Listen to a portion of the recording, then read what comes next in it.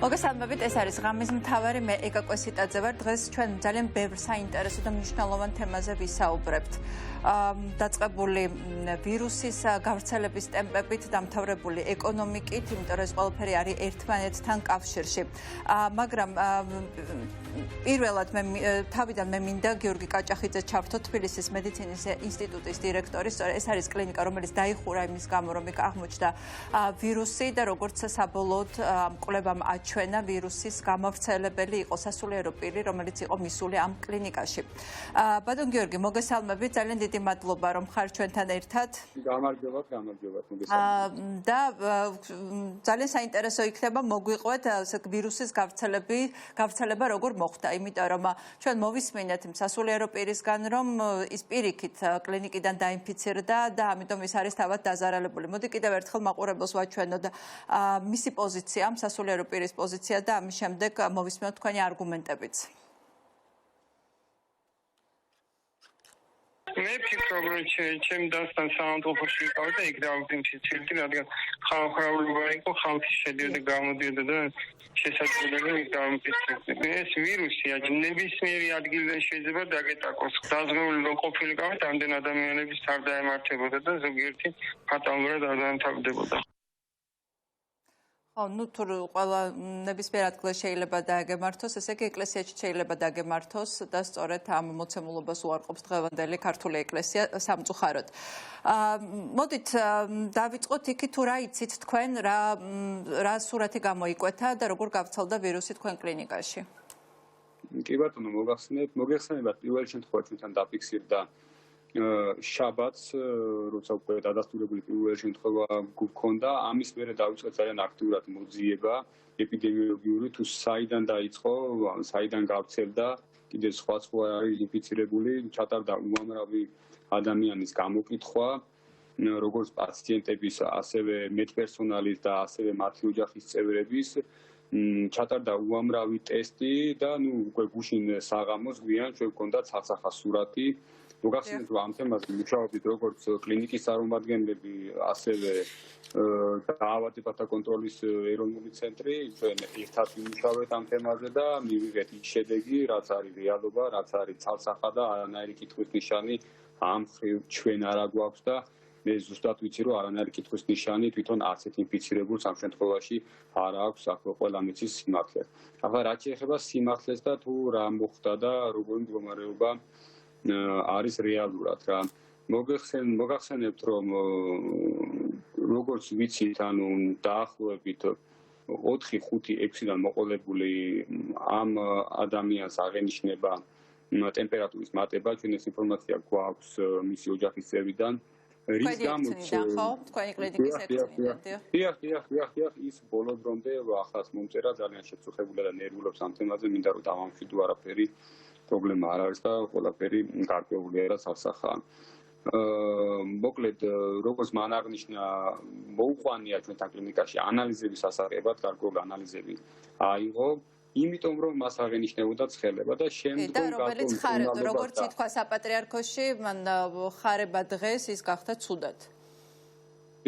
დიახ. ამიტომ 6-ში იყო ჩვენ კლინიკაში ძალიან მცირე დროით, როგორც ვარკვევთ, მხოლოდ მოხდა რაღაც ანალიზების ჩაბარება და შემდგომ წაბრძანდა ეს ადამიანი. ამ პერიოდში ექთანი ახდენს მისი ძმის მოვლას და პატრონობას, რადგანაც მას გარკვეული ჯანმრთელობის პრობლემა ჰქონდა და როგორც ჩანს, მაშინ მოხდა მისი დაინფიცირება.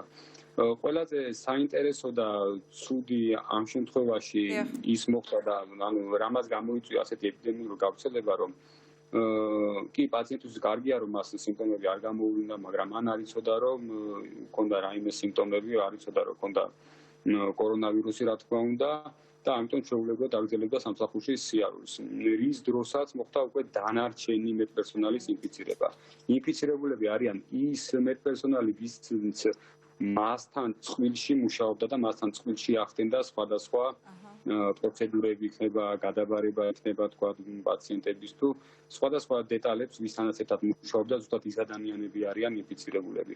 აქედან გამომდინარე, ნუ ახლა რასაც გიყვებით ამ ყველაფერთან გამომდინარე, მანაც მისი ოჯახის წევრებმაც, სხვა მედპერსონალმაც დაავადებათა ეროვნული ცენტრის ყველა თანამშრომელმა ყველა დონეზე ეს ისტორია ცალსახად იცის, აქ არანაირი კითხვისნიშანი არ არსებობს და მე მგონი გაურკვეველი არაფერი არ არის ამ მხრივ რა. გასაგებია, ანუ უკვე კლინიკის მხარეს, ასე ვთქვათ, თქვენ მხარეს უკვე მთლიანი სურათი აღდგენილია. არა, ეს არ არის რა, ეს არ არის მარტო κλინიკის პოზიცია, ან კლინიკის მხარე. არა, ამიტომ კი ბატონო, ესეთი ჩემი კითხვაც. ხო.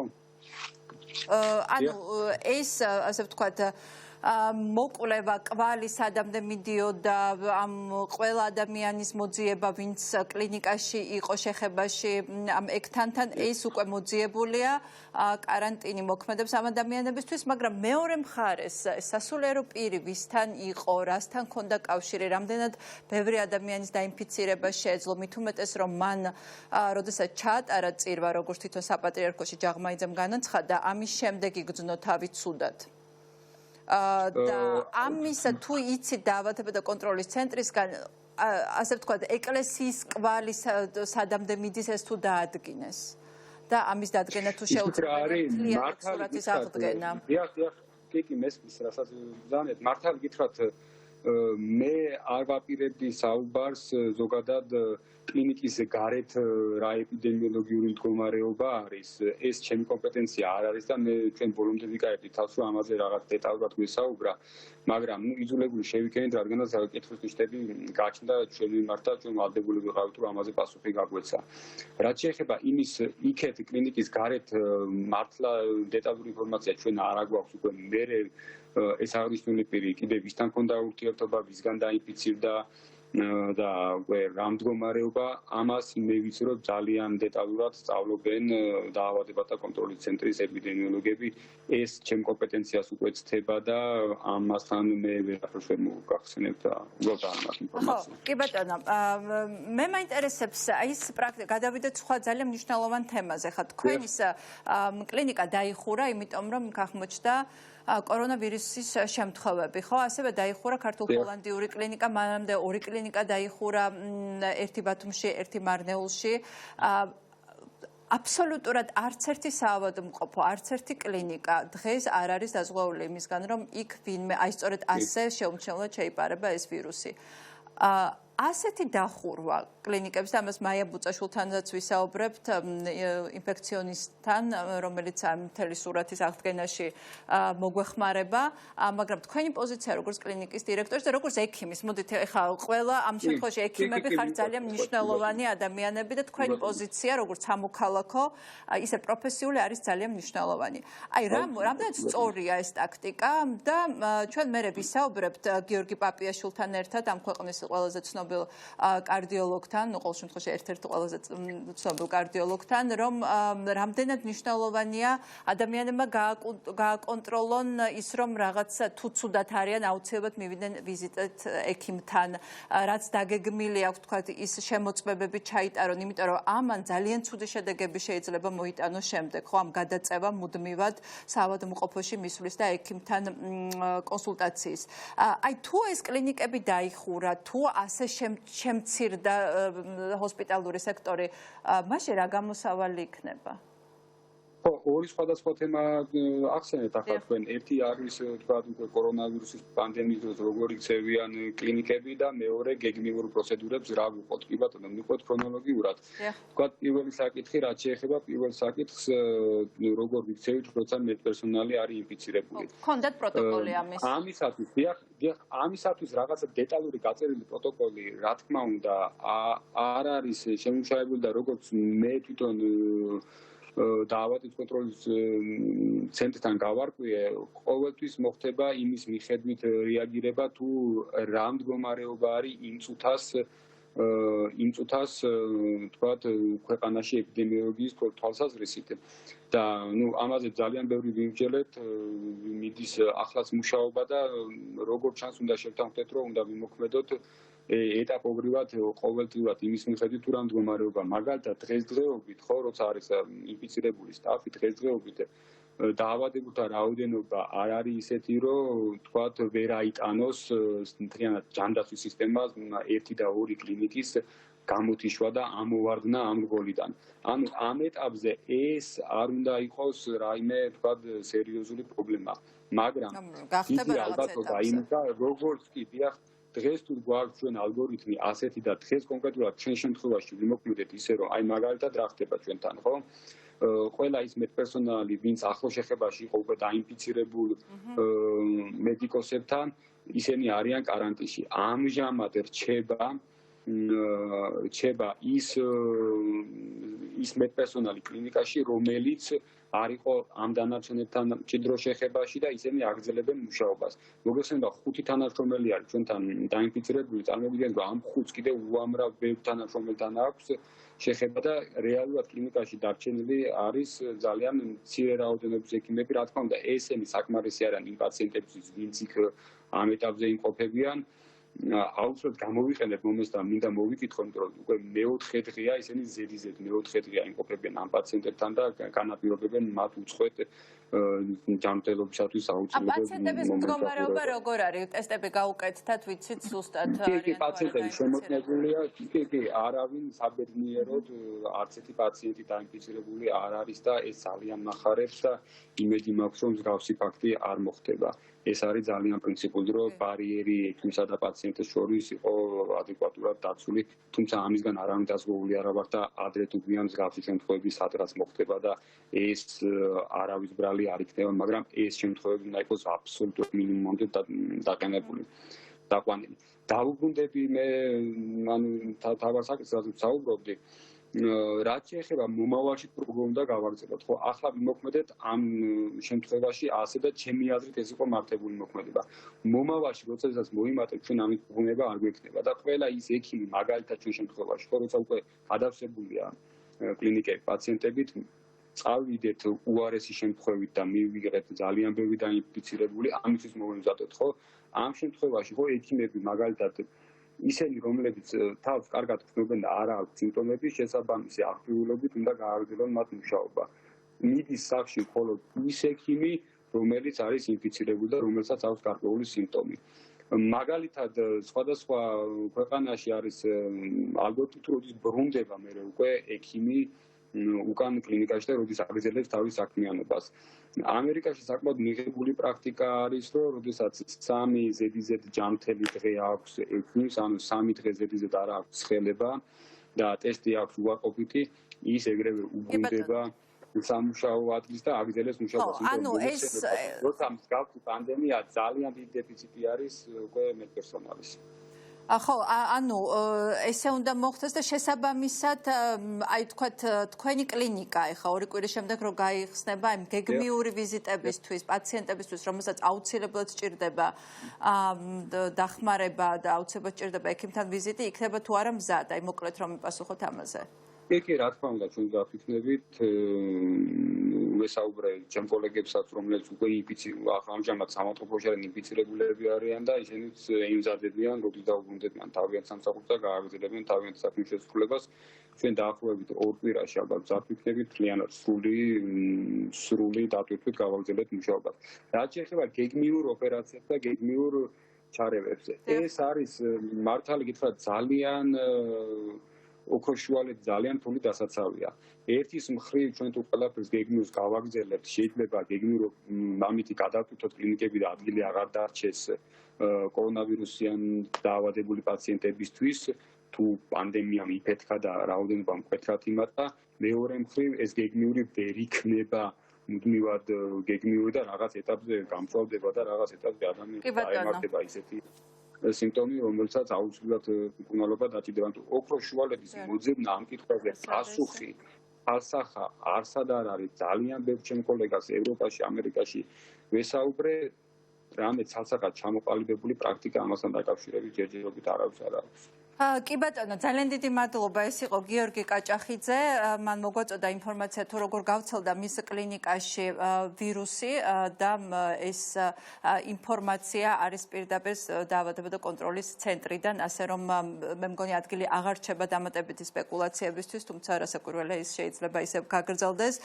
ჩვენ აი სწორედ ამ გეგმიურ ოპერაციებზე და გეგმიურ შემოწმებებზე და ამ ოქროს შუალედზე რა შეიძლება რომ გაკეთდეს, რომ ადამიანების მრთელობა სერიოზული რისკის ქვეშ არ დადგეს, იმიტომ რომ დროულად არ მიმართეს საავადმყოფოებს. ამაზე გიორგი პაპიაშვილთან ერთად ვისაუბრებ და კარდიოლოგთან, მასთან ასევე ვისაუბრებთ იმაზე, თუ რა ახალი გამოვლინებები აქვს COVID-19, ანუ რა აღმოჩნდა უფრო სწორად ბოლო პერიოდში, რა კარდიოლოგიური სირთულეები მოყვება, ინსულტი, ტრომბოზები და ასევე როგორ უნდა მიაქციონა პაციენტებმა ყურადღება თავის თავს. აი ამაზე ვისაუბრებთ ასე მნიშვნელოვან კითხვებზე, რომელიც მაყურებელს აქვს და რომელსაც ჩვენ მას დაუსვავთ.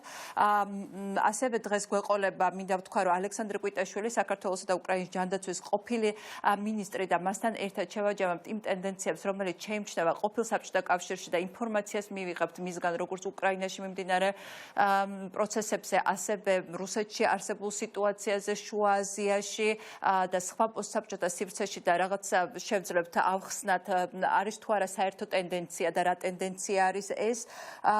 გვეყოლება გეგა მგალობლიშვილი, ყოფილი პრემიერ-მინისტრი და ეხლა ის არის ამერიკის ეროვნული თავდაცვის კოლეჯის პროფესორი. მასთან ერთად ვისაუბრებთ იმაზე, თუ რა ტიპის უსაფრთხოების საკითხები, რა უსაფრთხოება შეუქმნა მსოფლიოს კორონავირუსმა, ეკონომიკურ უსაფრთხოებაზე მათ შორის და საქართველოს კონტექსტშიც ვილაპარაკებთ, რა შეიძლება გაკეთდეს იმისათვის, რომ ეკონომიკამ ამ უმძიმეს დარტყმას გაუწევს. ამ თემაზევე გვყავს კობანაყოფია, რომელიც ამ ეკონომიკის კრიზისიდან გამოყვანის გზებზე ისაუბრებს და მას თავისი ძალიან საინტერესო მოსაზრებები აქვს.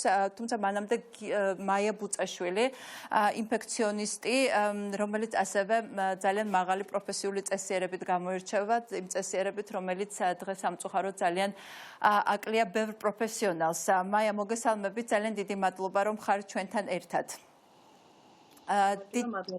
მაია, დღეს ჩვენ მოვისმინეთ ძალიან ესეთი შემაშფოთებელი განცხადება ბატონი გამყრელიძის. კიდევ ერთხელ მინდა რომ ეს გულდასმით მოვასმენინო ჩვენს მაყურებელს და ამის შემდეგ გავაგრძელოთ საუბარი. უშინდელი სიგნალი უკვე სერიოზულია ნახტომი. ამიტომ ერთი წუთი ჩვენ მოდუნების უფლება არ გვაქვს და დამშვიდების უფლება. ვატყობ რომ გუშინ წინ უკვე ქალაქში ისევ დადის ბევრი მანქანა, ისევ დიდი მოძრაობაა თბილისში. ადამიანები ისევ იკრიბებიან, ეს დაუშვებელია, ცეცხლს ვეთამაშებით იცოდეთ. მომავალი 2-3 კვირა იქნება ძალიან მძიმე პირდაპირ გეტყვით. იმიტომ რომ 300 რომ გადავცილდებით, სწრაფი მოსალოდნელია სწრაფი ზრდა იყოს კიდევ უფრო მეტად. თუ ჩვენ მოვადუნეთ დღეს სოციალური დისტანცირების და არ დავიცავით საგანგებო მდგომარეობით განსაზღვრული რეგულაციები. იცოდეთ რომ აპრილის ბოლოს მაისის პირველ დეკადაში რამოდენიმე ათასეული შემთხვევა გვექნება ქვეყანაში. რომლის მართვაც მოგესალმებათ რამოდენიმე ათასეულიდან იანგარიშეთ რომ 20-30% დაჭირდება ინტენსიური თერაპია და რეანიმაციული ღონისძიებები, რომელიც საკმაოდ მძიმე ტვირთი იქნება ჯანდაცვის სისტემისთვის და სამწუხაროდ გვექნება დანაკარგები. ხო, მე მგონი ასეთი აღელვებული ამირან გამყრელიძე არ გვინახავს, ხო, გაბატონ მაია? ძალიან კი, ანუ ნამდვილად საგანგაშოდ გვაქვს საქმე? თქვენი შეფასება როგორია არსებული სიტუაციის? ჩვენ რეალურად ხედავთ ახლა შემთხვევების მატებას. საგანგაშო სიტყვას ჯერ ვერ დავარქვა, მაგრამ ყველანაირად უნდა ვიყოთ მზად ყველაზე უარესისთვის. ყოველთვის ჯობია რომ უარესისთვის იყო მზად, ვიდრე თქვათ ჩვენებით სიმშვიდეში იცხოვრო. ბოლო ხანებში გაიზარდა შემთხვევების რიცხვი.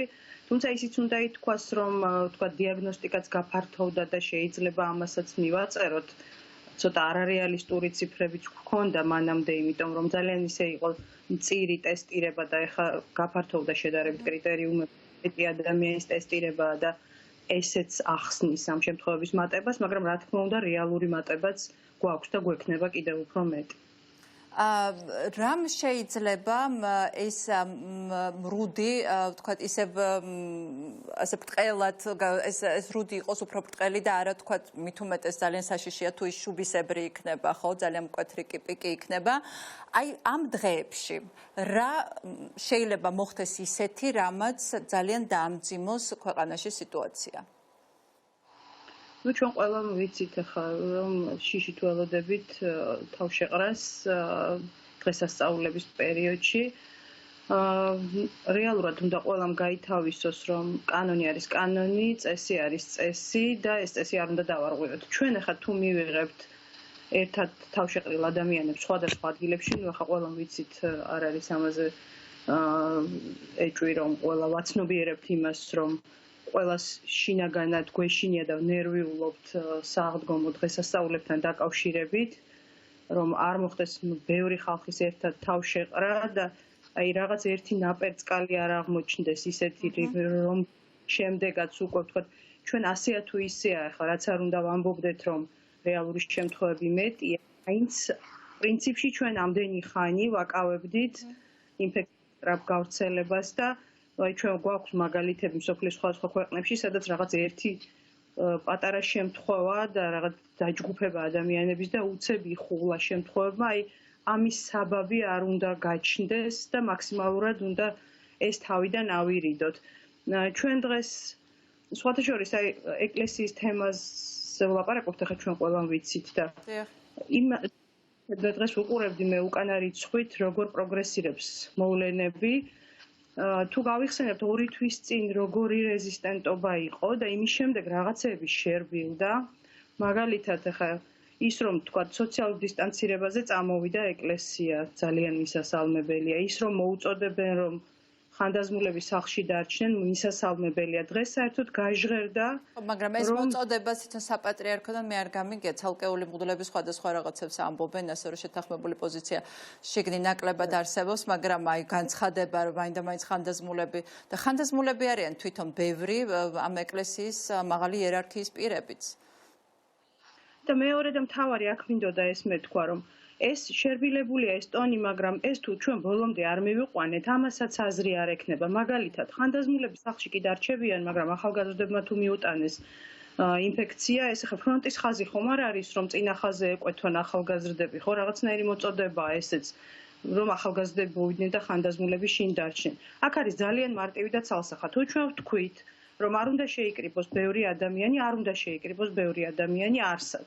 და არ უნდა იყოს თუნდაც ერთია რომ ინფექციის კუთხით საშიშროებაა სერიოზული. მეორე, მოსახლეობის გარკვეულ ნაწილს უსამართლობის განცდასაც უწევს ეს ორმაგი იწვევს მოსახლეობის ნაწილში ეს ორმაგის და მე ამ მორჩილ ნაწილსაც რაღაცნაირ პროტესტს უჩენს, რომ მაშინ მე რატომ უნდა დავიცვა ყველა წესი და აი ეს მაგაზე მინდოდა გადასვლა, მაგრამ სანამ მაგაზე გადავიდოდით ჩვენ შეგვიძლია ნახოთ ასევე გამოხმაურება არა მარტო ანუ სხვა რელიგიური კონფესიის ადამიანისგან, შეიხისგან, მანამდე მინდა დავაზუსტოთ ერთი რამ. ამ დაავადებაზე, როდესაც საუბრობენ, ყველა ამბობს, რომ ნახევარზომებს, ყველა ეპიდემიოლოგი, ვირუსოლოგი, ყველა სპეციალისტი და საღი გონების ადამიანები ამბობენ, რომ ნახევარზომებს აზრი არ აქვს. ან ზომა უნდა გატარდეს ბოლომდე, ან ნახევარზომის გატარების აზრს ვერ ხედავენ, ხო?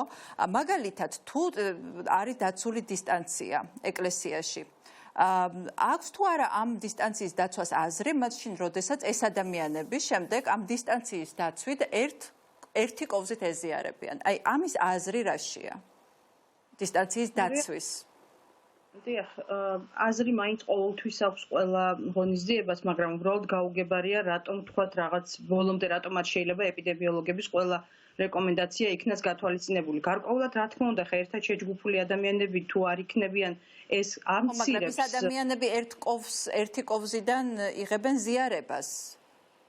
კი ბატონო და ეს ძალიან დიდია რისკი. მარტო კოვზე არ არის იქ ლაპარაკი, რამდენიმე აი მინდა გკითხოთ აი კონკრეტულად ჩვენ ვიცით რომ ნაჭრით წმენდენ ხო ნაჭრის ხელსახოცით არ ვიცი რა ეძახიან.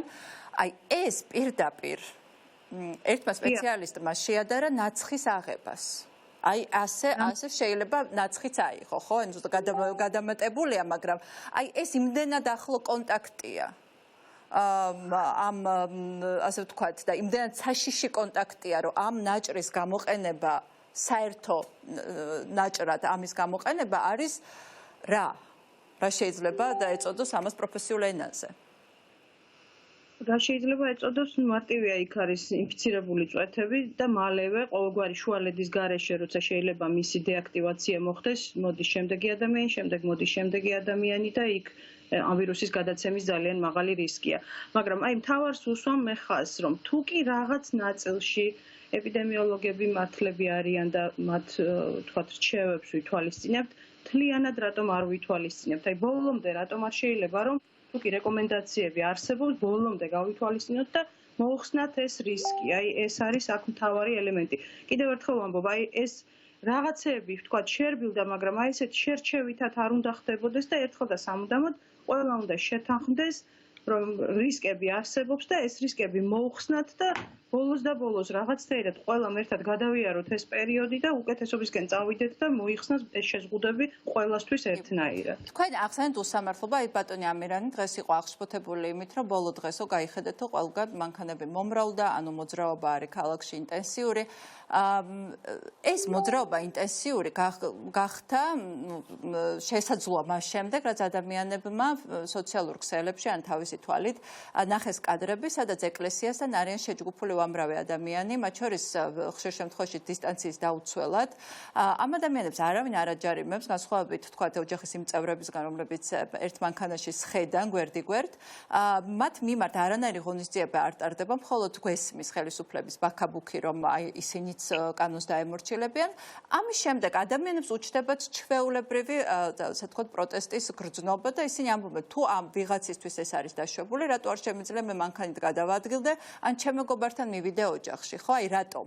ეს არის საშინელი უსამართლობის განცდა და როდესაც ადამიანები ხედავენ ორმაგ სტანდარტს, ისინი აღარ დაემორჩილებიან ხელისუფლებას და ეს არის ძალიან საგანგაშო ნიშანი. გარდა ამისა, როდესაც პრემიერ-მინისტრი გახარია ამბობს, რომ საქართველო არის მართლმადიდებლური ქვეყანა, ჩვენ სეკულარული ქვეყანა ვართ და ამით ეკლესიის კარი არ დაიხურება, მაშინ ამ ქვეყნის სხვა რელიგიური უმცირესობების წარმომადგენლები გამოვლენ და იტყვას, თუ ერთი რელიგიური დომინაციისთვის შეიძლება ეს, რატომ არ შეიძლება ჩვენთვის? და ეხლა მოდით ვნახოთ ზუსტად მარნეული შეიხის განცხადება.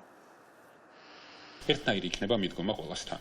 რა თქმა უნდა, ყველასთან მიდგომა იქნება ერთნაირი. მე როგორც საქართველოს მთავრობის ხელმძღვანელი.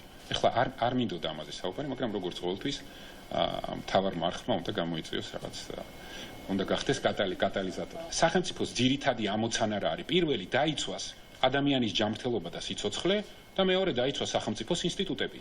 რაც ნიშნავს იმას, რომ კანონი უნდა ახსრულდეს ყველასთვის. ეს ერთი. მეორეს მხრივ არის ეკლესია, რომლის ეგზისტენციალური ასევე ამოცანაა, რომ ეკლესია არ უნდა დაიხუროს. რაც ასევე გასაგებია, ჩვენ ხო მართლმადიდებლური სახელმწიფო ვართ. გონიერი, ბრძენი მოქალაქე მიხვდება, რომ არ დააკისროს პასუხისმგებლობა ეკლესიას და არ დაელოდოს ეკლესიისგან მოწოდებას, რომ არ მოხვიდეთ ეკლესიაში და არ დაელოდოს სახელმწიფოსგან მოწოდებას, რომ დაარღვიეთ კანონი. არ დაგჭირდებოდა, რა თქმა უნდა, каранტინი. ეს ქვეყანა ყველა ჩვენთაგანისაა, ყველა რელიგიის მიმდევარი კანონის წინაშე თანაბარია. პრემიერმა ცოტა ხნის წინ განაცხადა, რომ ეს ქვეყანა მართლმადიდებლურია, რაც კონსტიტუციას ეწინააღმდეგება. ეს ქვეყანა თეოკრატიული არ არის. საქართველოს სეკულარული სახელმწიფოა. დღეს ეკლესიას უფლებას აძლევენ, რომ კომენდანტის საათებში მრევლი მივიდეს ეკლესიაში. კი ბატონო, ამას ვერ შევეწინააღმდეგებით, თუმცა კითხვები იბადება. ხვალ რამადანის თვე იწყება და ჩვენ მუსლიმების საერთო ლოცვებისთვის თუ შევიკრიბებით, მეჩეთში რას გვიზამენ? როგორც ეკლესიას უფლებას აძლევენ, ეს უფლება ჩვენთვისაც იგივე ფორმით იქნება? თუ მკაცრად მოგვექცევიან, ჩვენ ვაპროტესტებთ იმას, რომ სახელმწიფოს მხრიდან რელიგიური კონფესიების მიმართ არასამართლიანი მიდგომა არსებობს. სახელმწიფოში კანონზე მაღლა არავინ არ უნდა იყოს. ქაბადონ მაია, ხო ვხედავთ რა პროტესტის პატარ-პატარა საპროტესტო ტალღები შეიძლება გამოიწვიოს ამ ცალსახად უსამართლო მიდგომამ, რომელიცაც დღეს იჩენს ხელისუფლება. რამდენად საშიშია ეს? თუნდაც ის, რომ რელიგიური კონფესიები, თუნდაც ის, რომ ადამიანები, რომლებიც სახლში ხედან და ხედავენ, რომ სხვა ადამიანები გადაადგილდებიან კომენდანტის საათის დროს და არანაირ ჯარიმას მათ არ უწერენ. აი, ეს არის თუ არა ძალიან მძიმე შედეგები, შეიძლება იყოს თუ არა ძალიან მძიმე შედეგების მომტანი. გაჟღერდა რომ თქვათ იმედი გვაქვს ადამიანთა კეთილგონიერების, მარტო ადამიანთა კეთილგონიერებას ვერ მივანდობთ, რა თქმა უნდა, საკითხს და ამის ნათელი გამოხატულებაა კომენდანტის საათი და ის შეზღუდვები, რომ თქვათ ჩვენ ვერ ვენდეთ ადამიანთა კეთილგონიერებას და კანონით ვარეგულირებთ ამას და შესაბამისად ადამიანთა კეთილგონიერებას ვერ მივანდობთ ვერსად, მათ შორის და წარმოუდგენელია რომ თუ ამას მკაცრად არ ვეტყვით მრევლს, მხოლოდ ესეთი მოწოდებებით, რა თქმა უნდა, მივიღებთ იმას, რომ შეკრებები აუცილებლად იქნება. კიდევ ერთი რაღაც მინდა ვთქვა, ცოტა უცნაური რაც გაჟღერდა, შეიძლება მე სწორად ვერ გავიგე, მაგრამ როგორც გავიგე, ის რომ თქვათ 9-ზე უნდა მივიდნენ და დილის 6 საათამდე იქ იყვნენ, რომ კომენდანტის საათი ამდენი ხანი ერთ სივრცეში, დახურულ სივრცეში. რომ ჩვენ ფორმალურად მოვერგოთ, ხო მას? კომენდანტის საათი იმისთვის არის ზუსტად რომ დაგვიცვას, ხო ჩვენ და თუ ჩვენ ახლა ფორმალურად შევეცდებით რომ კომენდანტის საათს უბრალოდ შემოუაროთ და ფორმალურად არ დავარღვიოთ და იქ დავრჩეთ 9 საათი, ეს არაფერს მომტანი არ არის, შედეგს ვერ დადებს, ისაც არის კომენდანტის საათი. მოკლედ, ერთად შეჯგუფული ხალხი არის საშიში დღეის მდგომარეობით, იმედი ვიქონიოთ რომ რაღაცა არ იფეთქებს ტალღა, მაგრამ არ ვიცი, კიდევ არის რამდენიმე დღე დარჩენილი და იქნებ გადაიდგას ნაბიჯი, რომ მხოლოდ ადამიანთა კეთილგონიერების იმედად არ დავრჩეთ, დარეგულირდეს ეს უფრო მკაცრად და კანონით და არ მივიღოთ ის, რისიც ყველას ერთად გვეშინა. ნუ, პრემიერ-მინისტრი ადამიანების კეთილგონიერების იმედად არის დარჩენილი. მან პირდაპირ თქვა, რომ მოქალაქეებმა უნდა აიღონ პასუხისმგებლობა. ასე თქვა მან. და ნუ მე არ ვიცი, პრემიერ-მინისტრია ამ ქვეყანაში, ამ ქვეყნის ნომერ პირველი პირი. და დღეს მან უკვე კაფიოდ თქვა, რომ ეკლესიები არ დაიხურება, ეს არის რაღაცა ეგზისტენციალური საკითხი ეკლესიისთვის, თურმე სიკვდილსიცოცხლის საკითხი ყოფილა ეკლესიაში თუ არ მოხდება შეკრება, ამის შემდეგ თურმე ეკლესია სიცოცხლეს ვეღარ გააგრძელებს, მაგრამ თუ ეკლესიამ გააგრძელა ისე რიტუალები, როგორც ის ახლა იქცევა, მაშინ ეს მართლა ეგზისტენციალური საფრთხე შეიძლება აღმოჩნდეს ექიმებისთვის, რომლებიც დღეს იბრძვიან ადამიანების სიცოცხლის გადასარჩენად საავადმყოფოებში, ხო? აი, ლევან ხარაშვილი არის ძალიან ესეც ცნობილი ექიმი, რეკლამებშიც ჩანს ის COVID-19-ის რეკლამებშიც. აი, მან თქვა, თქვენც გეცოდინებათ ალბათ, ხო, რომ თუ არ შეწყდა ეს რიტუალები, ჩვენ ექიმები აღმოჩნდებით ძალიან დიდი დარტყმის ქვეშ და შესაძლოა აქ განმეორდეს ძალიან მძიმე გამოცდილება, რომელიც იტალიაშია ან სხვა ქვეყნებშია. აი, ლევანი აღმოჩნდა ერთადერთ, ძალიან მცირე გამონაკლისი, თქვენ არ გულისხმობთ, იმიტომ რომ თქვენი პოზიცია ყოველთვის მკაფიოა, მაგრამ ექიმები, რომლებიც მართლაც ეგზისტენციალური საფრთხის წინაშე დგანან, მათ ისინი რატო არ ამბობენ ხმამაღლა თავის სათქმელს? აი, დღეს ნინო ლომჯარიამაც, ესეც სასოწარკვეთილი მოწოდება იყო, რომ დარგის სპეციალისტებს მოუწოდებ, რომ ისინი მაინც დადგნენო ამ რაღაცა პოლიტიკური გავლენების მიღმაო და მათ მაინც განაცხადონ მკაფიოდ სათქმელი. გასაგები ახლა ცოტა არაპოპულარულია იმ სახელმწიფოში, სადაც ძალიან მაღალია, ვთქვათ, ეკლესიის რეიტინგი, ძალიან არაპოპულარულია, ვთქვათ, იმის თქმა, რომ ანუ რაღაც ისეთის თქმა, რაც ვთქვათ, იქნება საწინააღმდეგოდ დღევანდელი მოწოდებების საპატრიარქოს მხრიდან და ამიტომ ამას ბევრი თავს არიდებს, თუმცა კულუარულად ექიმების დიდი ნაწილი საკმაოდ თქვათ ღელავს რა იქნება ამ დღესასწაულების შემდეგ ეს ცალსახაა ახლა ისე პირად საუბრებში. მართლა მაინტერესებს, აი არაპოპულარული გასაკებია. აი ხარაშვილის უკაცრავად წინააღმდეგაც წავიკითხე ძალიან ბევრი პოსტი და ალბათ ინბოქსშიც მიუვიდა ძალიან ბევრი წერილი, სადაც რაღაცა არა სასიამოვნოდ მას მოიხსენიებენ, მაგრამ არაუშავს ინბოქსში მოსული წერილები არაფერს არ ნიშნავს ვინმემ რაღაცა დაგიწეროს ხო ეს შეიძლება ყურადღება არ მიაქციოთ გაიაროს ანუ ამით ექიმების სიცოცხლეს საფრთხე არ ემუქრება მაგრამ ექიმების სიცოცხლეს საფრთხე ემუქრება იმ შემთხვევაში თუ ნაკადი იქნება ძალიან დიდი და მათ მოუწევთ იმ პრობლემებთან გამკლავება, სადაც გამკლავება ვერ მოახერხეს, რომელთანაც გამკლავება ვერ მოახერხეს, ბევრად უფრო გამოცდილმა ჰოსპიტალების ექიმებმა, ხო, უფრო განვითარებული ქვეყნების ექიმებმა. აი, შედარება არ არის, აი, არაპოპულარული რაღაცა გამლანძღავენ და იმაზე, რომ შენი სიცოცხლე საფრთხის წინაშეა, ხო? აი, ორი აბსოლუტურად შეუდარებელი მოცემულობაა. არ არის ესე?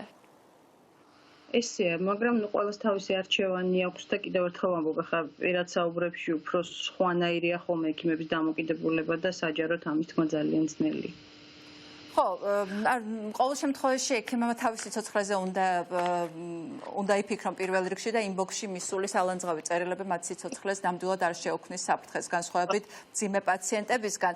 და ბოლოს მინდა მცირედით შევეხოთ ცოტა, ასე ვთქვათ, იმედის მომცემ ამბავს, საქმე ეხება გერმანიაში მიმდინარე კვლევას, რომელსაც ბონის უნივერსიტეტის ვირუსოლოგი ატარებს. ეს ხდება ერთ პატარა ქალაქში, სადაც ყველაზე დიდი აფეთქება იყო და რაღაც ძალიან საინტერესო შედეგები, ჯერჯერობით არ არის კვლევა დასრულებული და მას, ასე ვთქვათ, მეცნიერების რევიზია არ გაუვლია და კრიტიკოსების, მაგრამ გამოიკვეთა საინტერესო რაღაც მაჩვენებლები. რა არის ეს მაჩვენებლები და რა იმედი შეიძლება მოგვცეს ამ კვლევამ? პირველად დავიწყებ იმით, რომ ამ კვლევის ესეთი ოფიციალური სამეცნიერო სტატია ჯერ არ არის გამოქვეყნებული და ვხედავ შედეგები გამოქვეყნებულად, რამდენიც მე ვიცი.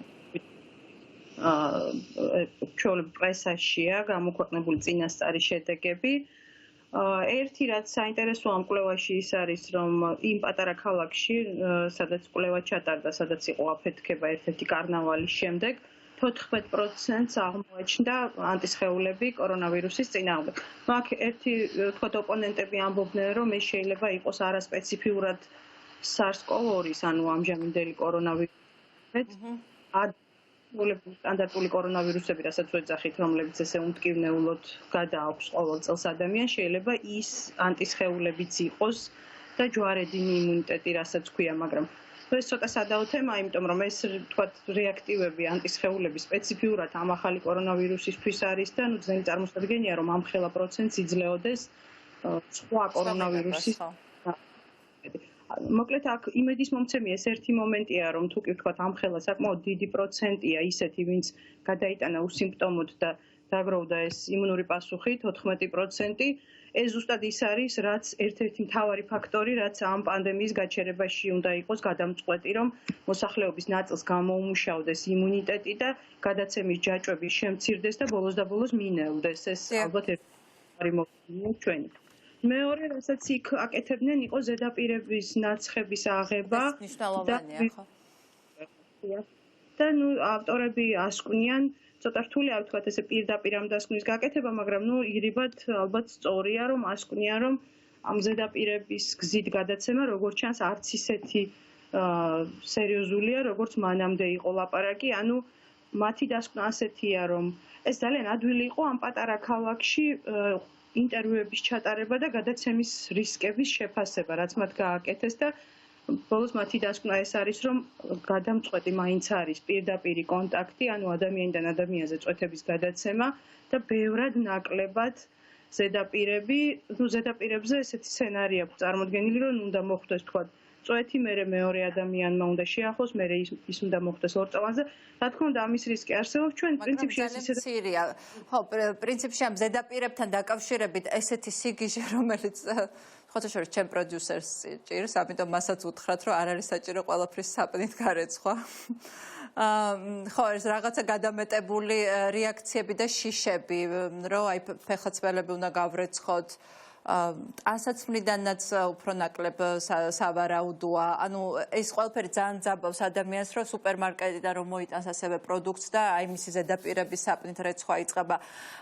თუ რამე, როგორც CNN-ის, ასე თქვათ, ექიმი ჟურნალისტი გვეუბნება გუფთა, საკმარისია მათი მხოლოდ სველი ხელსახოცით გაწმენდა. ანუ არ არის საჭირო და მით უმეტეს ხილბოსტნეული საპნით რეცხვა შეიძლება უფრო მეტ საშიშროება შეიცავდეს. არის თუ არა ეს ასე? ხილბოსტნეული საპნით რეცხვა უნდა დავივიწყოთ. ეს არავითარ თქვათ სამეცნიერო მტკიცებულებებს არ ემყარება და არცად არ არსებობს ოფიციალურ რეკომენდაციებში. არავითარი საპნით რეცხვა ხილბოსტანს არ ჭირდება, გამდინარე წყალი სრულიად საკმარისია. რაც შეეხება აი ამ თქვათ ძალიან გადაჭარბებულ სიფრთხილეს, ჩვენ რომ ვიყოთ თქვათ 3, 4 და 5 დღის ამბავი იყოს, ეს კიდევ შესაძლებელია და ამდენი ხნის განმავლობაში ეს არის შეუძლებელი, რომ ზედმიწ გარედან შემოსული ყველა ნივთი გავაუნებლო თქვათ ინფექცია. ასე მიდგომა არაფრამდე არ მიგვიყვანს და ამისი არავითარი რეალური აუცილებლობა არ არის.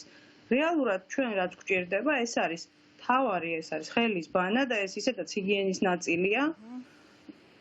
აი ესეთი რაციონალურად დამუშავება ზედაპირების და არა მართლა პროდუქტების შეფუთვის. კიდევ ერთხელ ვამბობ, ყველაფერს მაინც ვერ გავაკონტროლებთ.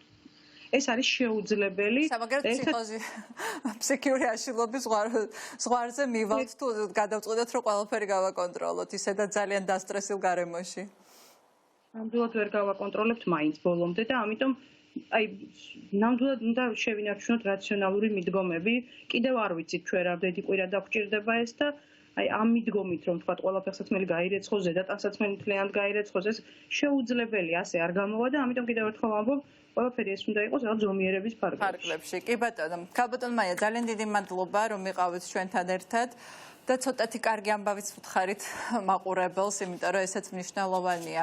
ვიცი ადამიანები, რომლებიც ძალიან იძაბებიან აი რაღაცა დეტალებზე და ამიტომ თუ ცოტათი მოეშვებიან და ამისგანაც არ დაისტრესებიან, ესეც ძალიან კარგია. დიდი მადლობა რომ იყავით ჩვენი სტუმარი. და ეხა გიორგი პაპიაშვილი ამ ქვეყნის ერთ-ერთი ყველაზე წარმატებული კარდიოლოგი იქნება ჩვენი მომდევნო სტუმარი და გიორგისთანაც გავივლით ძალიან მნიშვნელოვან საკითხებს, რომელიც ძალიან აინტერესებს ჩვენს მაყურებელს. გიორგი, მოგესალმებით პირველ რიგში, ძალიან დიდი მადლობა რომ ხარ ჩვენთან ერთად. ყველაფერი ყოველ დღე რაღაცა იცვლება, ყოველ დღე ახალი ინფორმაციას ვგებულობთ. ამიტომ ძალიან ხშირად გვჭირდება ხოლმე განახლება ამ ინფორმაციის და განახლებული ინფორმაციის მიტანა მაყურებლამდე და ჩვენს მოსახლეობამდე. რა ეხლა უკვე დაიდო ახალი კვლევები, რომ ამას კარდიოლოგიური გართულებაც აქვს, ხო, ნევროლოგიური გართულებები აქვს, თრომბი, ასევე სხვა ტიპის გამოვლინებები ახასიათებს COVID-19. შეგიძლიათ მოგვიყვეთ აი რა ჯერჯერობით აი კვლევებმა რა აჩვენა? მოგესალმებით ეკა, მადლობა მოწვევისთვის. რა თქმა უნდა, COVID-19-ის მიმდინარეობაში კარდიოლოგიური გართულებები ეს ახალი ინფორმაცია არ არის, თავიდანვე იყო ცნობილი, რომ ეს ვირუსი არა მარტო ფილტვებს აზიანებს, არა მარტო ფილტვებზე მოქმედებს, არამედ გარკვეული ზემოქმედება და გართულებები აქვს გულის მხრივ. რეალურად ეხლა ჩვენ ვიცით, რომ პირველი შეჭრის კარიბჭე ამ ვირუსისთვის არის სწორედ სასუნთქის სისტემა და ცხადია პირველი ყველაზე აქტიური ანთებითი პროცესი მიმდინარეობს და ირთვება ფილტვებში. მაგრამ რა მექანიზმით ხდება შემდგომ უკვე თქვათ გულზე ამის ზემოქმედება, ცხადია აქ რამდენიმე კომპონენტი მოქმედებს. ერთი ის, რომ ცხადია ფილტვებში მიმდინარე პნევმონიის შედეგად ხდება ჟანგბადით გაღარიბება სისხლის, ამიტომ ხდება ჰიპოქსია და თავისთავად ეს უკვე ისედაც ახდენს გავლენას როგორც ყველა სხვა ორგანოზე, მათ შორის გულზე, რომელსაც გაცილებით მეტი დატვირთვის მოუწევს მუშაობა უკვე ჰიპოქსიის პირობებში. ასევე მიმდინარე ანთებითი რეაქცია იწვევს თვითონ გულის გარდატვირთვას და ასევე ცნობილია, რომ თვითონ ვირუსი იწვევს ანთებით რეაქციას გულის კუნჩიც. ეს არ ვამბობ, რომ ყოველთვის ასე იქნება, მაგრამ არის აღწერილი შემთხვევები, რომ გულის კუნთის ანთება საკმაოდ ხშირად არის დადასტურებული COVID-19-ის ფარგლებში, ეგრეთ წოდებული მიოკარდიტი. აქაც ახლა ზუსტი მექანიზმი ჯერ ცნობილი არ არის, უშუალოდ ვირუსი იწვევს ამ ანთებით რეაქციას გულის კუნთში, თუ ეს არის ერთიანი ჩვენი ორგანიზმის ერთიანი ჰიპერანთებითი რეაქციის, ასე ვთქვათ, პასუხი და ნაწილი, მაგრამ ზოგადად საკმაოდ ბევრი შემთხვევა არის აღწერილი იგივე გულის კუნთის ანთების, მათ შორის ისეთებიც, რომელიც ძალიან აბნევს ექიმსაც და წააგავს, თქვათ, მიოკარდიუმის ინფარქტს, წვავე ინფარქტს და ხშირად ყოფილა რომ გაკეთებულა, თქვათ, შესაბამისი ჩარევა, კორონაროგრაფია და ნანახია, რომ უბრალოდ იქ არაფერი ცვლილებები იქ არ არის და ეს არის სწორედ ანთებითი რეაქცია და საკმაოდ როგორც სუბუქი, ასევე საკმაოდ მძიმედ მიმდინარე მიოკარდიტებიც არის აღწერილი. საბედნიეროდ ეს არ ნიშნავს, რომ მაინც და მაინც ყველა თუნდაც მძიმედ მიმდინარე მიოკარდიტი იყოს, თქვათ, სულ არ დასრულდება. ძალიან ბევრი შემთხვევაა, როცა მძიმე ელვისებური მიოკარდიტებიც კი, თქვათ, რამდენიმე დღეში ისე ალაგებულან, რომ თქვათ, რაღაც ესეთი მძიმე გართულებები არ დაუტოვებიათ, თუმცა, რა თქმა უნდა, ეს არ არის მარტივი სიტუაცია და ამას შეიძლება მიგვიყვანოს მძიმე კარდიოგენულ შოკამდე და შეიძლება მიგვიყვანოს ლეტალურ გამოსავალამდე, რა თქმა უნდა. ამიტომ დიახ. ხო, ამიტომ რა უნდა ვქნათ, ხო? ანუ რა შეიძლება რომ ანუ შეგვიძლია რამე, ვთქვათ, ვურჩიოთ დიახ, ახლა მიოკარდიტის განვითარებაზე სპეციფიური რაიმე პროფილაქტიკური საშუალებები ცხადია არ გვაქვს და არ არსებობს რეალურად შემდგომ მკურნალობა მიდის. აქ მნიშვნელოვანია ის, რომ გავითვალისწინოთ, რომ გულის არსებული პათოლოგიების მქონე პაციენტებმა დაიცვან თავი რა კუთხით. ეხლა ჩვენ ვიცით, რომ მძიმედ მიმდინარე COVID-19 შემთხვევები ხშირი იყო თანხლები პათოლოგიები ცხადია, ხო?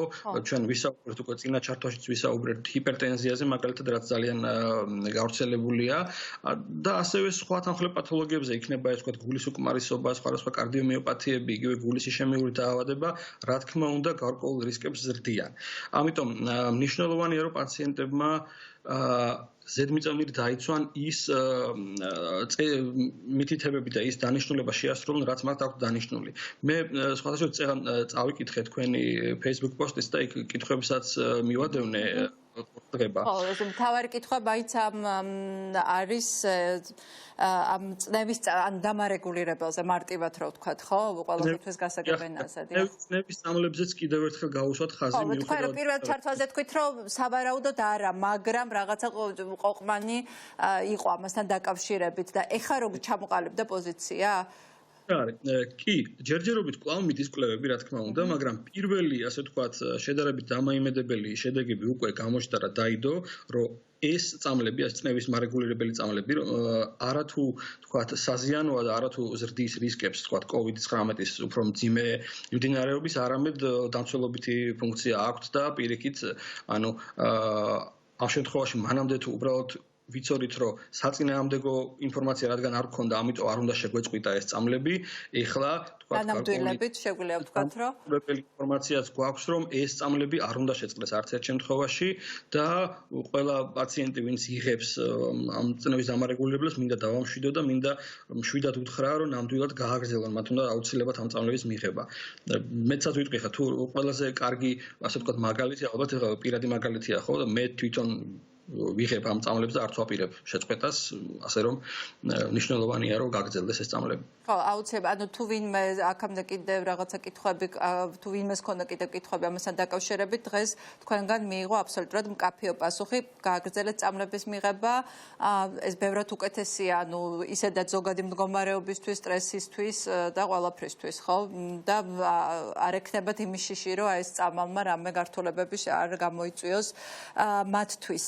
რაც შეეხება ეხლა ძალიან საინტერესოა ის, რომ მაგალითად შეიძლება ამ თრომბი გამოიწვიოს, ინსულტი გამოიწვიოს. გასაგებია, რომ როდესაც პაციენტი მიდის უკვე ამ დიაგნოზით, COVID-19-ის დიაგნოზით, აქ მოხდეს გართულებები, მაგრამ შეიძლება თუ არა დაუშვათ, ან ყოფილა თუ არა ისეთი შემთხვევა, ბატონ გიორგი, როდესაც უბრალოდ პაციენტს ჰქონდა ინსულტი და მანამდე სხვა ნიშნები არ ჰქონდა, ან სიმპტომები ამ დაავადებისთვის დამახასიათებელი და თავიდან უფიქრეთ, რომ აი გარდაცვალების მიზეზია ინსულტი ან თრომბი. ყოფილა, ანუ წინარე პირობების გარეშე ასე პირდაპირ, ვთქვათ, ასე გამოვლენილი? კოვიდით გამოწვეული რომ ყოფილიყო? იცით რა, მაგრამ მე ასეთი კონკრეტული მაგალითი და შემთხვევა მე ნამდვილად არ ვიცი. რეალურად ეხლა საქმე რაშია, ჩვენ ცხადია ვიცით რომ COVID-19 იწვევს სისხლის შედედების მომატებას, ასე ვთქვათ, და სისხლის შესქელებისკენ აქვს მიდრეკილება. ეს უკვე ცნობილია, საკმაოდ დიდი ხანია, რაც შემოვიდა ეს პანდემია და ცხადია არის მონაცემები, რომ შესაბამისად შეიძლება განვითარდეს თრომბოზი ნებისმიერ ორგანოში, ნებისმიერ ადგილას, იქნება ეს ვენურ სისტემაში თუ არტერიულ სისტემაში, იქნება ეს მსხვილ სიძარღვებში, მიკროცირკულატორულ სიძარღვებში, თუმცა მაინც მონაცემები მიუთითებენ, რომ ამ თრომბოზების სიხშირეს და სიმძაფრე მაინც კორელაციაშია თვითონ დაავადების მიმდინარეობასთან. ამიტომ მე ამას წინადაც გავაზიარე მაგალითად ერთ-ერთი ახალი კვლევა ჰოლანდიელი მეცნიერების, სადაც გაანალიზებული იყო 194 პაციენტი, კრიტიკულ მდგომარეობაში მყოფი პაციენტი, რომლებიც ინტენსიურ თერაპიაში მყოფებოდნენ და ნანახი იყო საკმაოდ მაღალი პროცენტი, 31%-ზე იყო საუბარი ამ პაციენტების, ვისაც გამოუვლინდა ამა თუ იმ ფორმით თრომბოზული გართულებები. მიუხედავად პროფილაქტიკური სისტემის გამათხელებელების თერაპიისა. თუმცა, რა თქმა უნდა, ხაზი უნდა გავუსვათ, რომ ეს საუბარია სწორედ კრიტიკულ პაციენტებზე. მონაცემები იმისა, რომ თქვათ, მსუბუქად მიმდინარე ინფექციის დროს ეს თრომბოზული გართულებები არის და ყოველ შემთხვევაში ხშირია. ნამდვილად ასეთი მონაცემები არ გვაქვს. შეიძლება გარკვეული მიკროცირკულატორული დარღვევები იყოს, მაგრამ აშკარად კორელაციაშია ეს თრომბოზული დარღვევები სიმძიმესთან დაავადების. თუმცა, იცით რა მინდა ერთ-ერთ კითხვას გავცე, ასევე პასუხი, რომელიც დასმული იყო, თქვათ, აი იგივე გულისის შემნიური დაავადების მქონე პაციენტები არიან თუ არა მაღალი რისკის ქვეშ, ხო, მაგალითად სტენტი ვისაც აქვს და ასევე. ეს მინდოდა ეხლა მეკითხა, არ მინდოდა ეს კითხვა გამოგჩვენოდა, დიახ. დიახ, საქმე რაშია? შეიძლება ითქვას, რომ გარკვეულწილად კი, თუმცა ეს იმას არ ნიშნავს, ანუ მე ისე თქვა მინდა, აქ უნდა გავარჯიოთ ორი ფაქტორი. ანუ ეს პაციენტები, ვისაც აქვს გულის შემნიური დაავადება, თქვათ, აქვთ მათ მაღალი რისკი, რომ მაინდა-მაინც მათთან მძიმე რწავა COVID-19, თუ უბრალოდ თუ მძიმე წავიდა COVID-19, ამ შემთხვევაში მათ აქვს მაღალი რისკი. ეს ორი სხვადასხვა რამეა. პირველ შემთხვევაში მინდა თქვა, რომ არა, იმიტომ რომ ჩვენ გვაქვს არაერთი მაგალითი, როცა თქვათ, სხვა თანხლებით დაავადებების მქონე პაციენტებთანაც საკმაოდ მსუბუქად მიდის ეს COVID-19 ინფექცია, იმიტომ რომ მაინც საბოლოო ჯამში ვიცით, რომ 80% პაციენტებში პრაქტიკულად მსუბუქად მიმდინარეობს, ხო? ანუ აქ კიდე ერთხელ რომ დავაზუსტოთ, ბატონ გიორგი, ანუ თუ ის რომ ჩვენ რაღაცა ტიპის დაავადება გვაქვს, ხო, ან დიაბეტი, ან გულის დაავადებები, ან რაღაცა სხვა ტიპის პრობლემები ჯანმრთელობის, ეს არ ნიშნავს იმას, რომ ყველა ჩვენგანს მძიმე ფორმით ექნება ეს ვირუსი. ხო, ესეც ძალიან მნიშვნელოვანია, თქვათ, რომ ვიცოდეთ.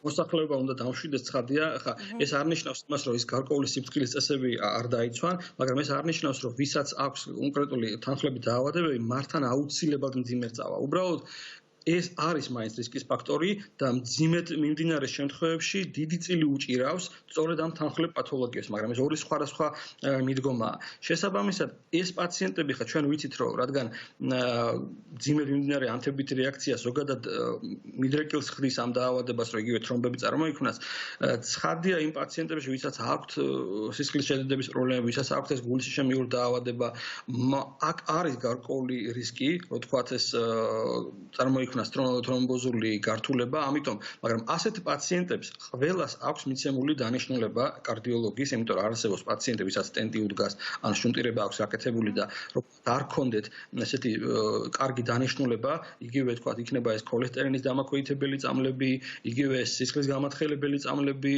წნევის მარეგულირებელი თუ ასე შემდეგ.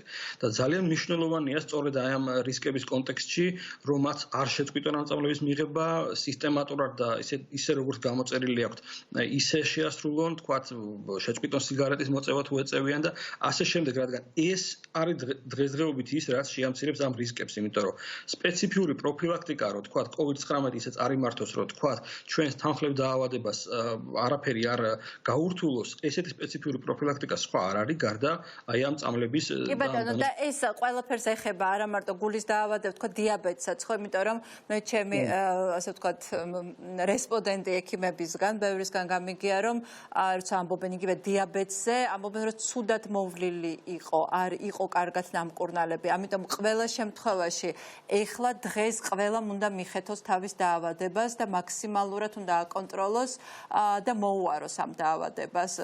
ყველა ტიპის დაავადებას ეხება ეს, ხო? ყველაფერზე ვრცელდება.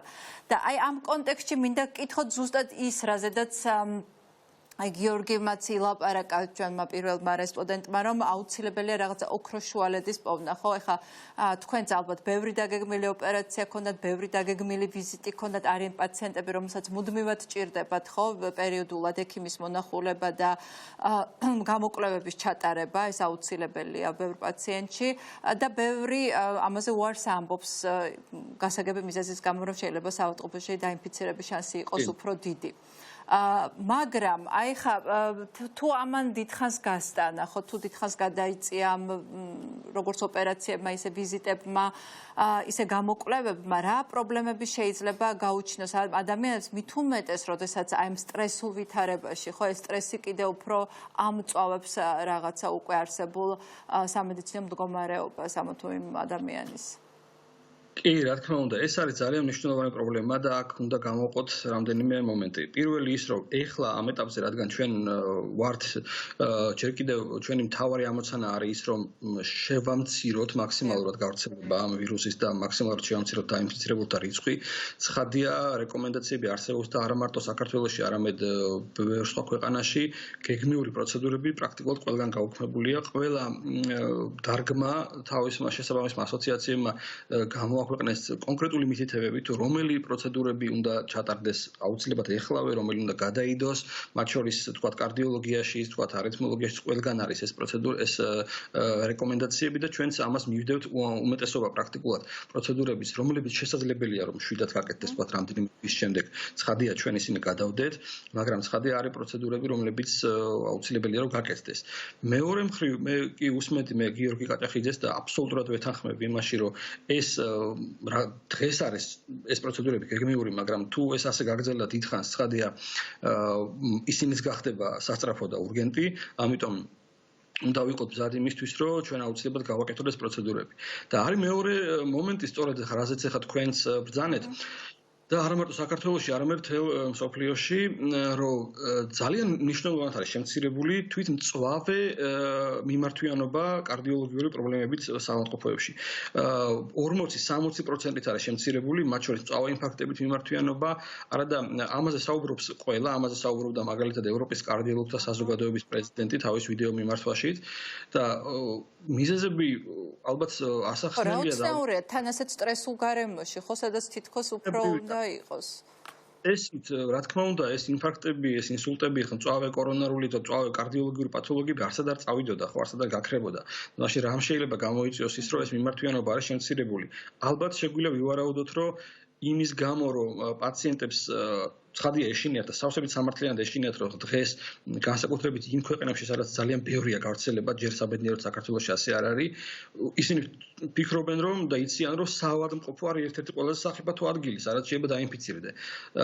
ბუნებრივია თან ასევე მოწოდება არის ყველას მხრიდან, რომ დარჩი სახლში, რაც სწორი მოწოდება, მინდა ხაზი გაუსვა, მაგრამ ამ კონტექსტში უკვე ხშირად შეიძლება ის პირველი სიმპტომები, როცა აქვს მწვავე გულის პათოლოგია, ან არ აქცევენ ყურადღებას, ან ცდილობენ მოითმინონ, ცდილობენ თქვა სანამდე შეუძლიათ ეს და შესაბამისად ამას მივყევართ იქამდე, რომ ან თქვათ სახშივე ისე გართულდება ეს პათოლოგია, რომ შეიძლება ძალიან ცუდად დასრულდეს, ან უკვე მერე საავადმყოფოში ხდება მძიმედ გართულებული ფორმით და არა ისეთი ფორმით, როცა უფრო მარტივი იქნებოდა ამ პრობლემის მოგვარება და შველა. შესაბამისად არის უკვე რა თქმა უნდა მოწოდებები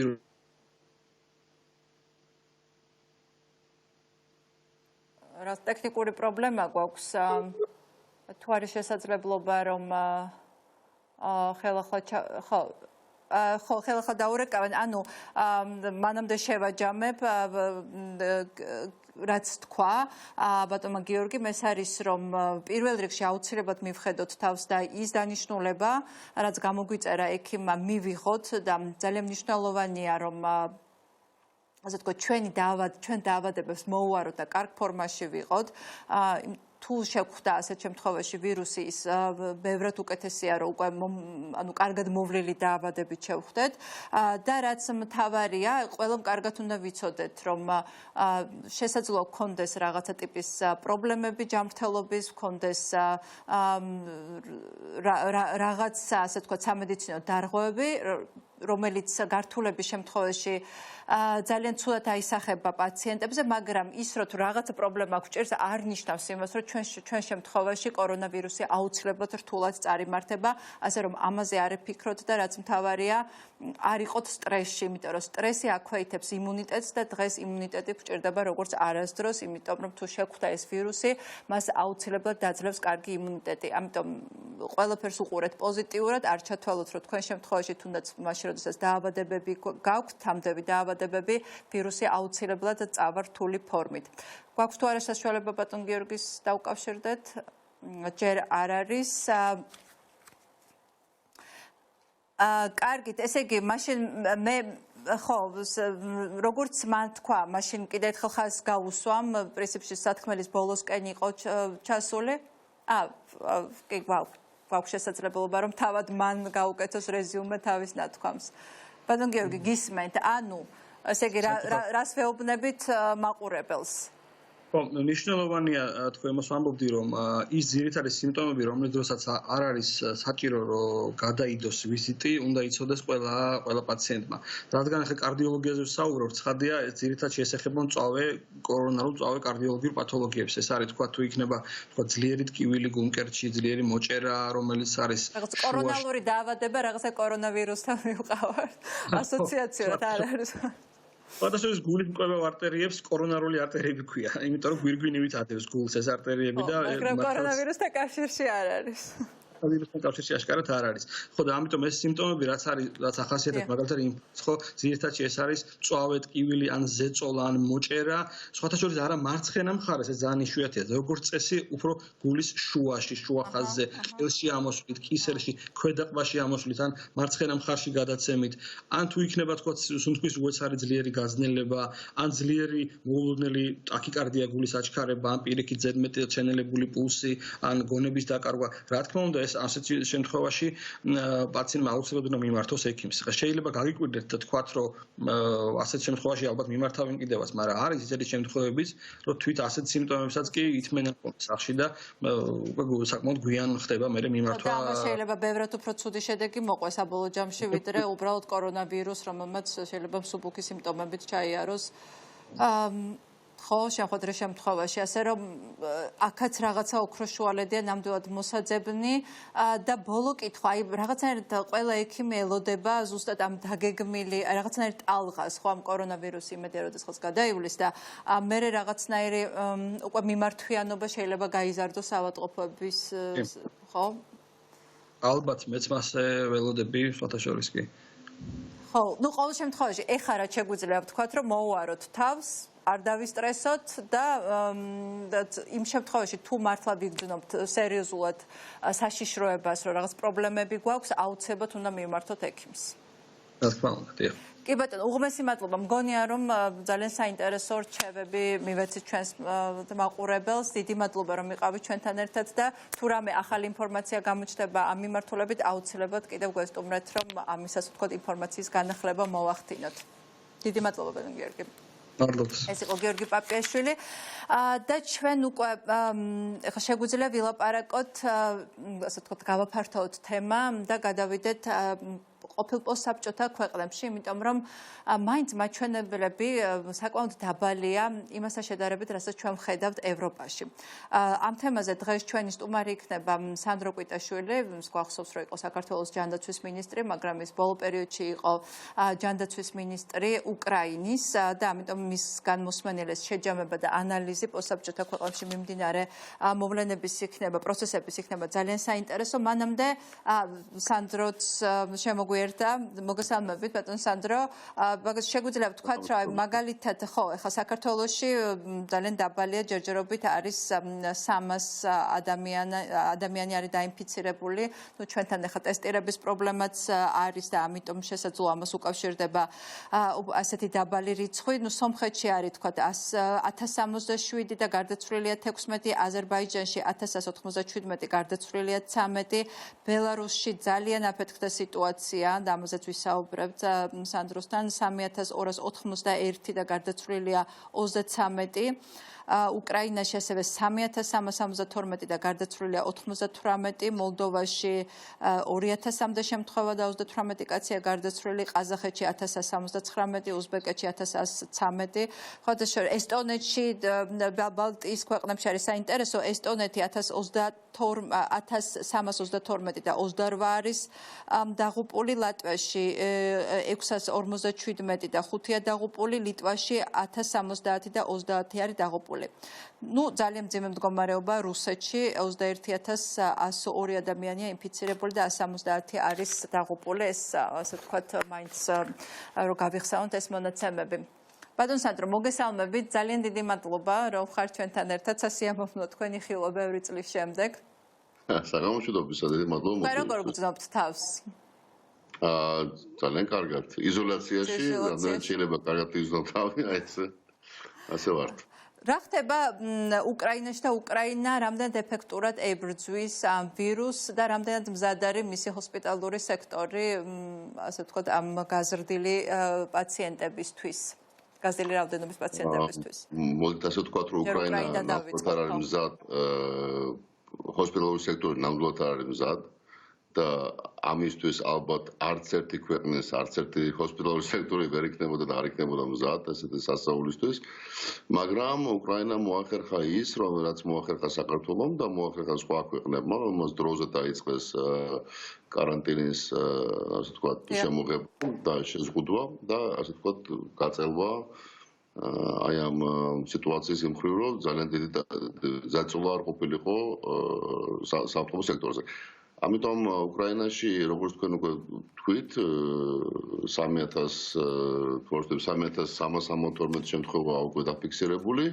ნუ აქ ძირითადად ეს არის კიევი, ყველაზე დიდი ქალაქია და ევროპასთან მოსაზღვრე რეგიონები, სადაც არის ყველაზე დიდი რაოდენობა. 98 ადამიანი დაღუპული სამწუხაროდ აქამდე, მაგრამ ნუ ჯერჯერობით, ასე ვთქვათ, სიტუაცია გვიჭირავს, ასე ვთქვათ რა. მე შემიძლია ეს თქვა, ნუ ძალიან თავდაჯერებულად, იქიდან გამომდინარე, რომ მე თვითონ ვარ დღევანდელი პარლამენტის კომიტეტის, ჯანდაცვის კომიტეტის ექსპერტთა საბჭოს თავმჯდომარე და ასე ჩახედული ვარ, ასე ვთქვათ, ამ სიტუაციაში. ამიტომ უკრაინა, ნუ ძალიან დრაკონული, ასე ვთქვათ, წესები შემოიღო 3 კვირის წინ, თუ არ მეშლება და ყველაფერი დაიხურა, ყველაფერი დაიკეტა და ეს каранტინი რაც იყო ამოითავსა. აი, ყველაფერი რომ დაიკეტა და დაიხურა, ამას ყველა დაიმორჩილა თუ გამოჩნდნენ, ასე ვთქვათ, პროტესტანტები, რომელმაც თქვეს, რომ ყველაზე მაღლად განან კანონზე, სახელმწიფოზე, სხვა ადამიანებზე და ისინი არ დაემორჩილებიან რწმენის სახელით ამ მოთხოვნებს. ნუ სამწუხაროდ ახლა ეს ალბათ არ არის მარტო უკრაინის პრობლემა, სამწუხაროდ აქაც ესევე მოხდა. ბზობა როცა იყო წინა კვირას და ამ დღესასწაულებში სამწუხაროდ ძალიან ბევრი ხალხი იყო მისული ლავრაში, იცით ახლა ვინც კიევში ნაყოფი ლავრა ალბათ ახსოვს და უკვე არის 90 ინფიცირებული ამის შედეგად. თვითონ ლავრაში და კიდე კაცმა არის რამდენზე არის გარდებული უკვე ლავრას გარეთ. და 26 სასულიერო პირი დაინფიცირდა, მარტო 2 დაიღუპა, ხო დღეს მეორეც დაიღუპა. სამწუხაროდ ხო დაიღუპა 2, მაგრამ ნუ ახლა ნუ ეს უკვე მე არ ვიცი ხა ეს რას ნიშნავს და რა ნუ არ ვიცი ხა ნუ ყველაფერს აქვს თავისი გამართლება და აზრი, მაგრამ ნუ აი ეს სიტუაციაში კიდე ხალხის შეყრა ესეთი ოდენობით თავისთან რაღაცა ნუ კოშმარია, მაგრამ ნუ სამწუხაროდ ესე არის. და უკრაინის ხელისუფლებაც უძლური აღმოჩნდა სასულიერო პირების მიმართ, ანუ ვერ დაიცვეს კანონი? იცი როგორ არის ხა უკრაინაში ძირითადად 4 ასე ვთქვათ კონფესია არის, ხო? ყველაზე ასე ვთქვათ ნაკლებად მორჩილი აღმოჩნდა რუსეთის RPC, რასაც ქვია რუსეთის ეკლესია. დანარჩენები ასე თუ ისე მორჩილები არიან, ყველაზე უფრო მორჩილი ამ სიტყვით მეგულისხმობ, რომ ვინც დაემორჩილა ამ წესებს, ხო? კათოლიკები, პრობლემები არის ასევე უკრაინულ ეკლესიაშიც, სამწუხაროდ.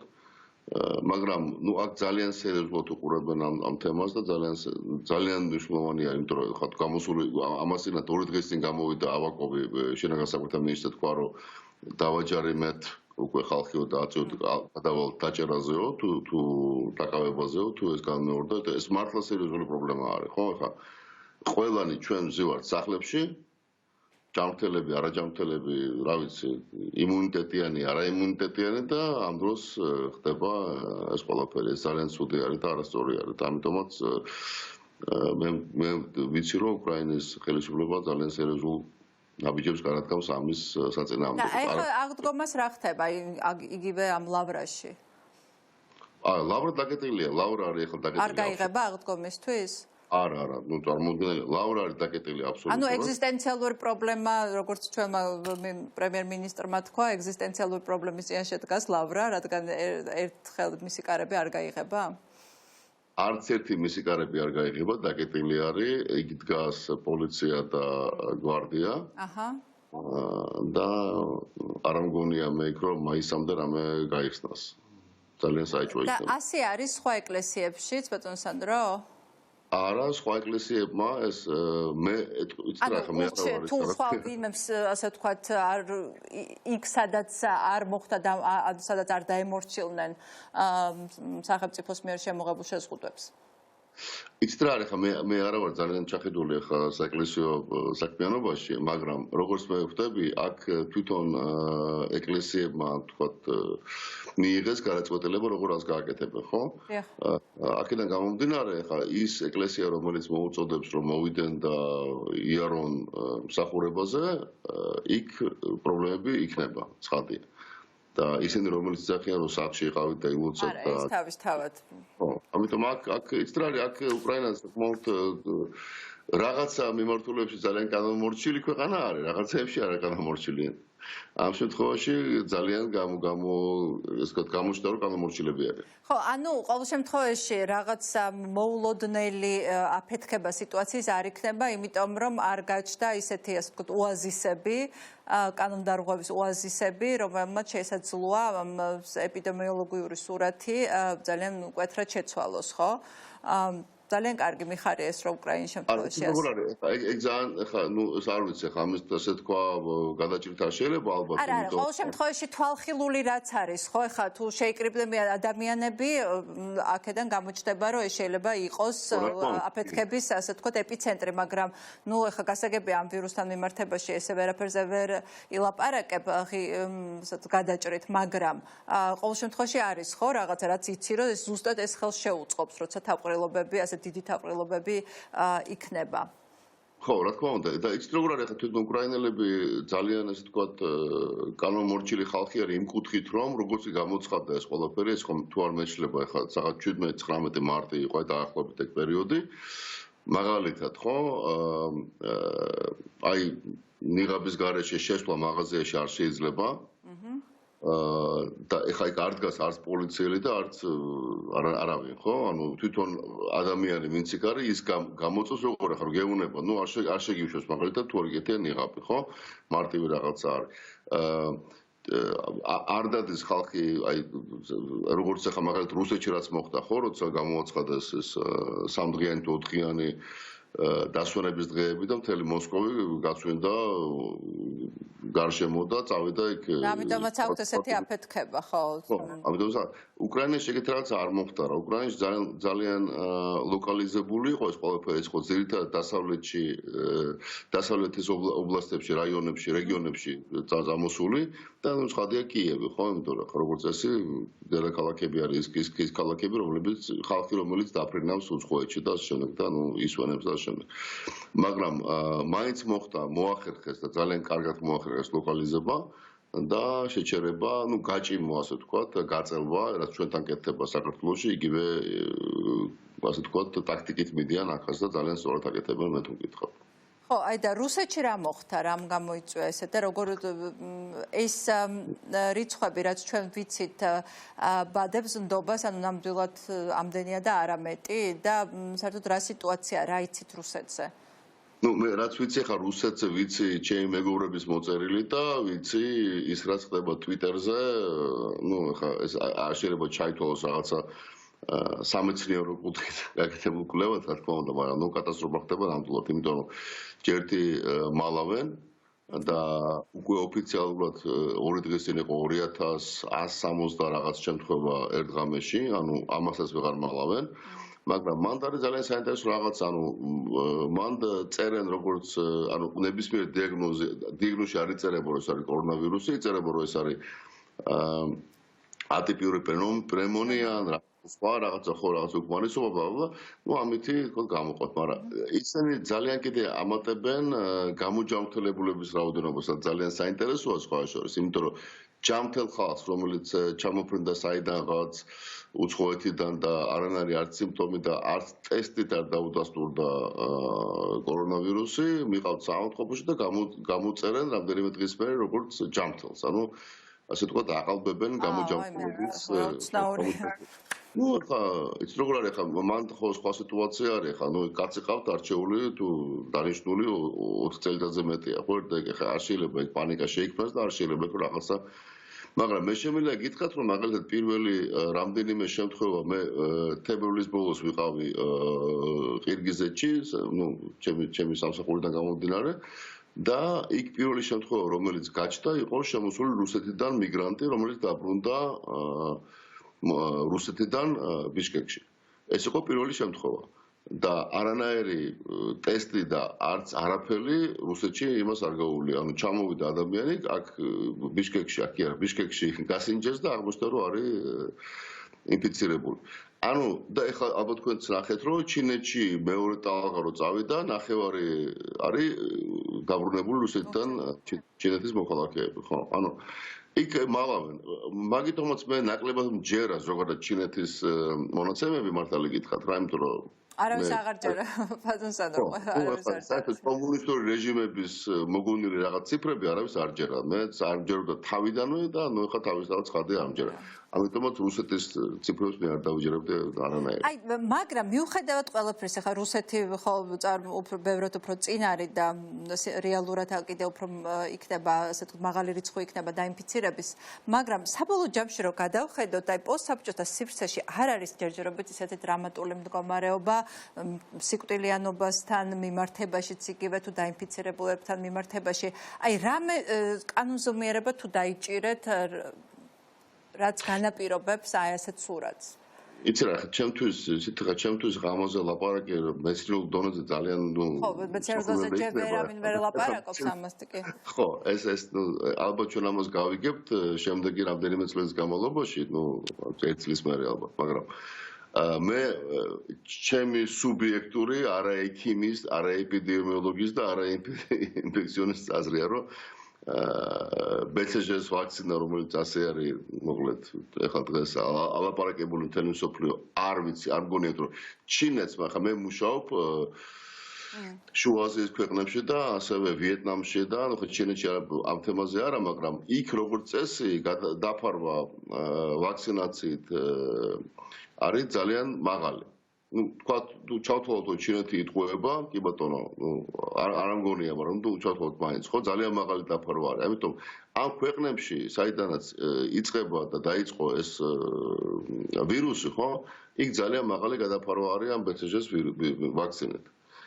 ამიტომ არ ვიცი ხა ის ლაპარაკი რომ ჩვენ ახლა ყველას ბავშვობაში გაკეთებული გვაქვს და გავიზადეთ თაობები, არ ვიცი, რამდენად ახლა ეს მართებულია, მაგრამ იმედი მაქვს, არ ვიცი ხა მე იმედი მაქვს რომ ეს მაინც გამოგვაწვას.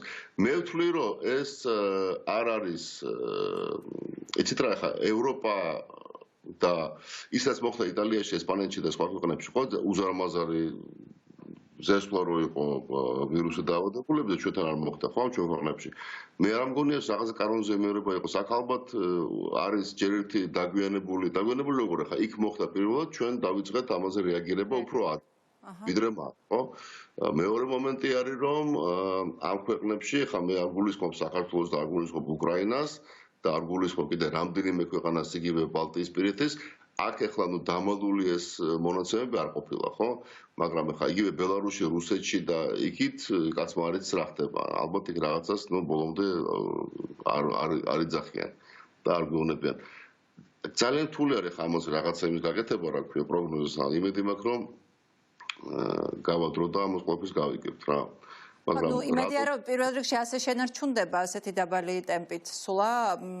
ხო, ყოველ შემთხვევაში რუსეთის გარდა განსაკუთრებით არავინ აფეთქებულა და ну, ბელარუსიც აფეთქდა იქიდან გამომდინარე შედარებით, იმიტომ რომ თქვათ მანამდე საერთოდ არ აღიარებდა ლუკაშენკო და ამბობდა რომ ტრაქტორი და პატარა თეთრი ბატკანი დაგიცავთ კორონავირუსისგან და კიდე საუნა და კიდე რაღაცა არაყი რამდენიმე ჭიქა. კარტოფილის დათესვა კი რა თქმა უნდა, ხო. ხო, მაგრამ და უცებ რამდენიმე დღის წინ ბელარუსიც ძალიან ესეთ სწრაფად წავიდა ამ დიაგონალზე, ხო, ბრუდზე.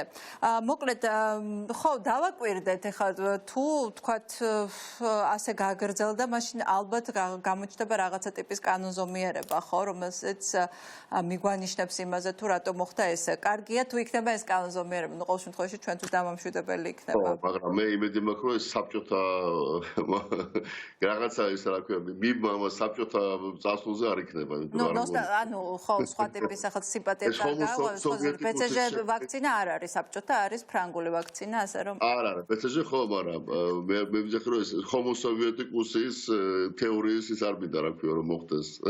ხო. კი ბატონო. აი, შოქმენით რაღაცა რომელიც ყველაფერს უძლებს, რა თქმა უნდა ეს არ არის, ну აი ახლა რეკომენდაცია რა იქნება მოკლე საქართველოს ხელისუფლებისთვის. აი დღეს ალბათ მოусმენთ, არ ვიცი მოусმენთ თუ არა გახარიას გამოსვლას, რომელმაც ხო, აი ლაპარაკობდით იმაზე, რომ უსამართლობის განცდა ნამდვილად გაჩნდა ამ ქვეყანაში, გაჩნდნენ პრივილეგირებულები და დანარჩენი არაპრივილეგირებული მოქალაქეები, რომლებიც მხოლოდ უნდა დაემარჩნენ კანონს. აი ეს ყველაფერი რა რისკებს შეიცავს? იცით რა არის, ახლა მე ვიყავი ხელისუფლებაში საქართველოში მოგესალმებათ, ან ვიყავი იმ პერიოდში, როცა მძვინვარებდა ღორის გრიპი, ეგრეთ წოდებული.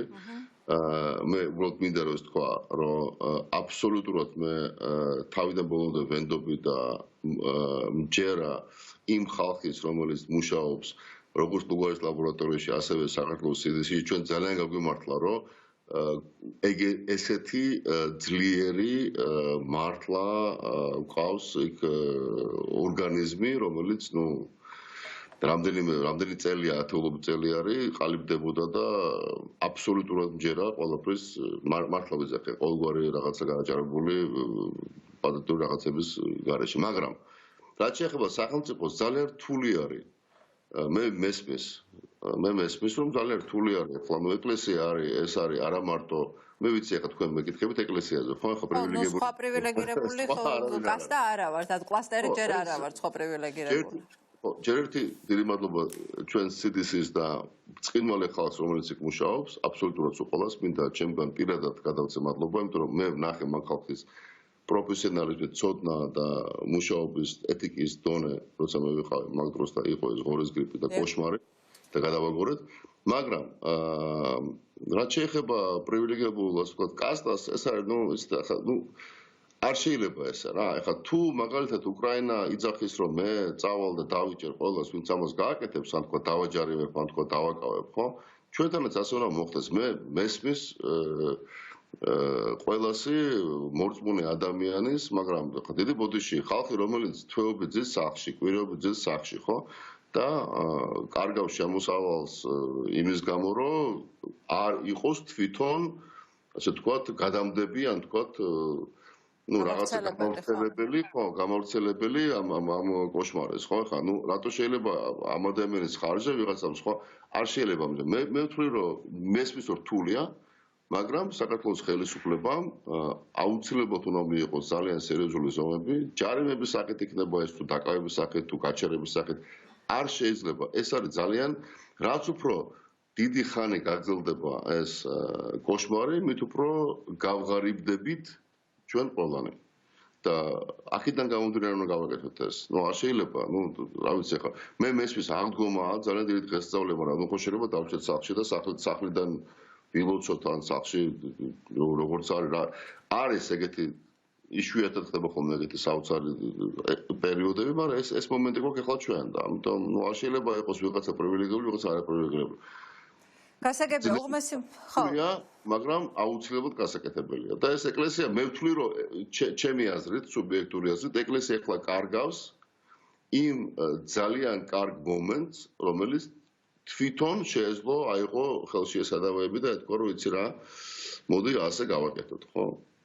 ეს არ უნდა იყოს სადამსჯელო, ასე ვთქვათ, ღონისძიება, ეს უნდა იყოს თვითონ ეკლესიის მიერ გამოცხადებული რაღაც, ასე ვთქვათ, გამოხატული პასუხისგებლობა, მე ესე მგონია თვითონ.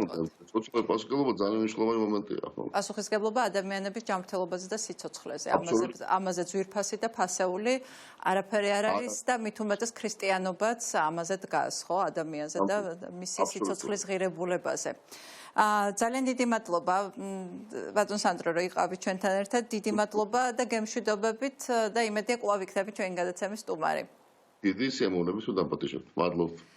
და ჩვენ ამ უსამართლობაზე ვსაუბრობდით, უსამართლობა, რომელიც ერთის მხრივ შეიძლება იწვევდეს პროტესტს და ალბათ გამოიწვევს ამ პროტესტს სხვა რელიგიურ კონფესიებშიც, მაგრამ პირველ რიგში იწვევს პროტესტს ადამიანებში, რომელსაც არ აქვთ პურის ფული ამ სიტყვის პირდაპირ მნიშვნელობით და ეხლა ჩვენ მარნეულიდან ჩაგვერთვება ჯეიხუნი, ჩვენი კორესპონდენტი, რომელიც მოგვიყვება თუ დღეს პროტესტის რა ფორმებს მიმართეს მარნეულში მცხოვრებმა ადამიანებმა იმისათვის, რომ თავისი უკიდურესად მძიმე სოციალური ყოფა გაეპროტესტებინათ, რომელიც ყოველდღე უფრო მძიმდება ამ კარანტინის გამო.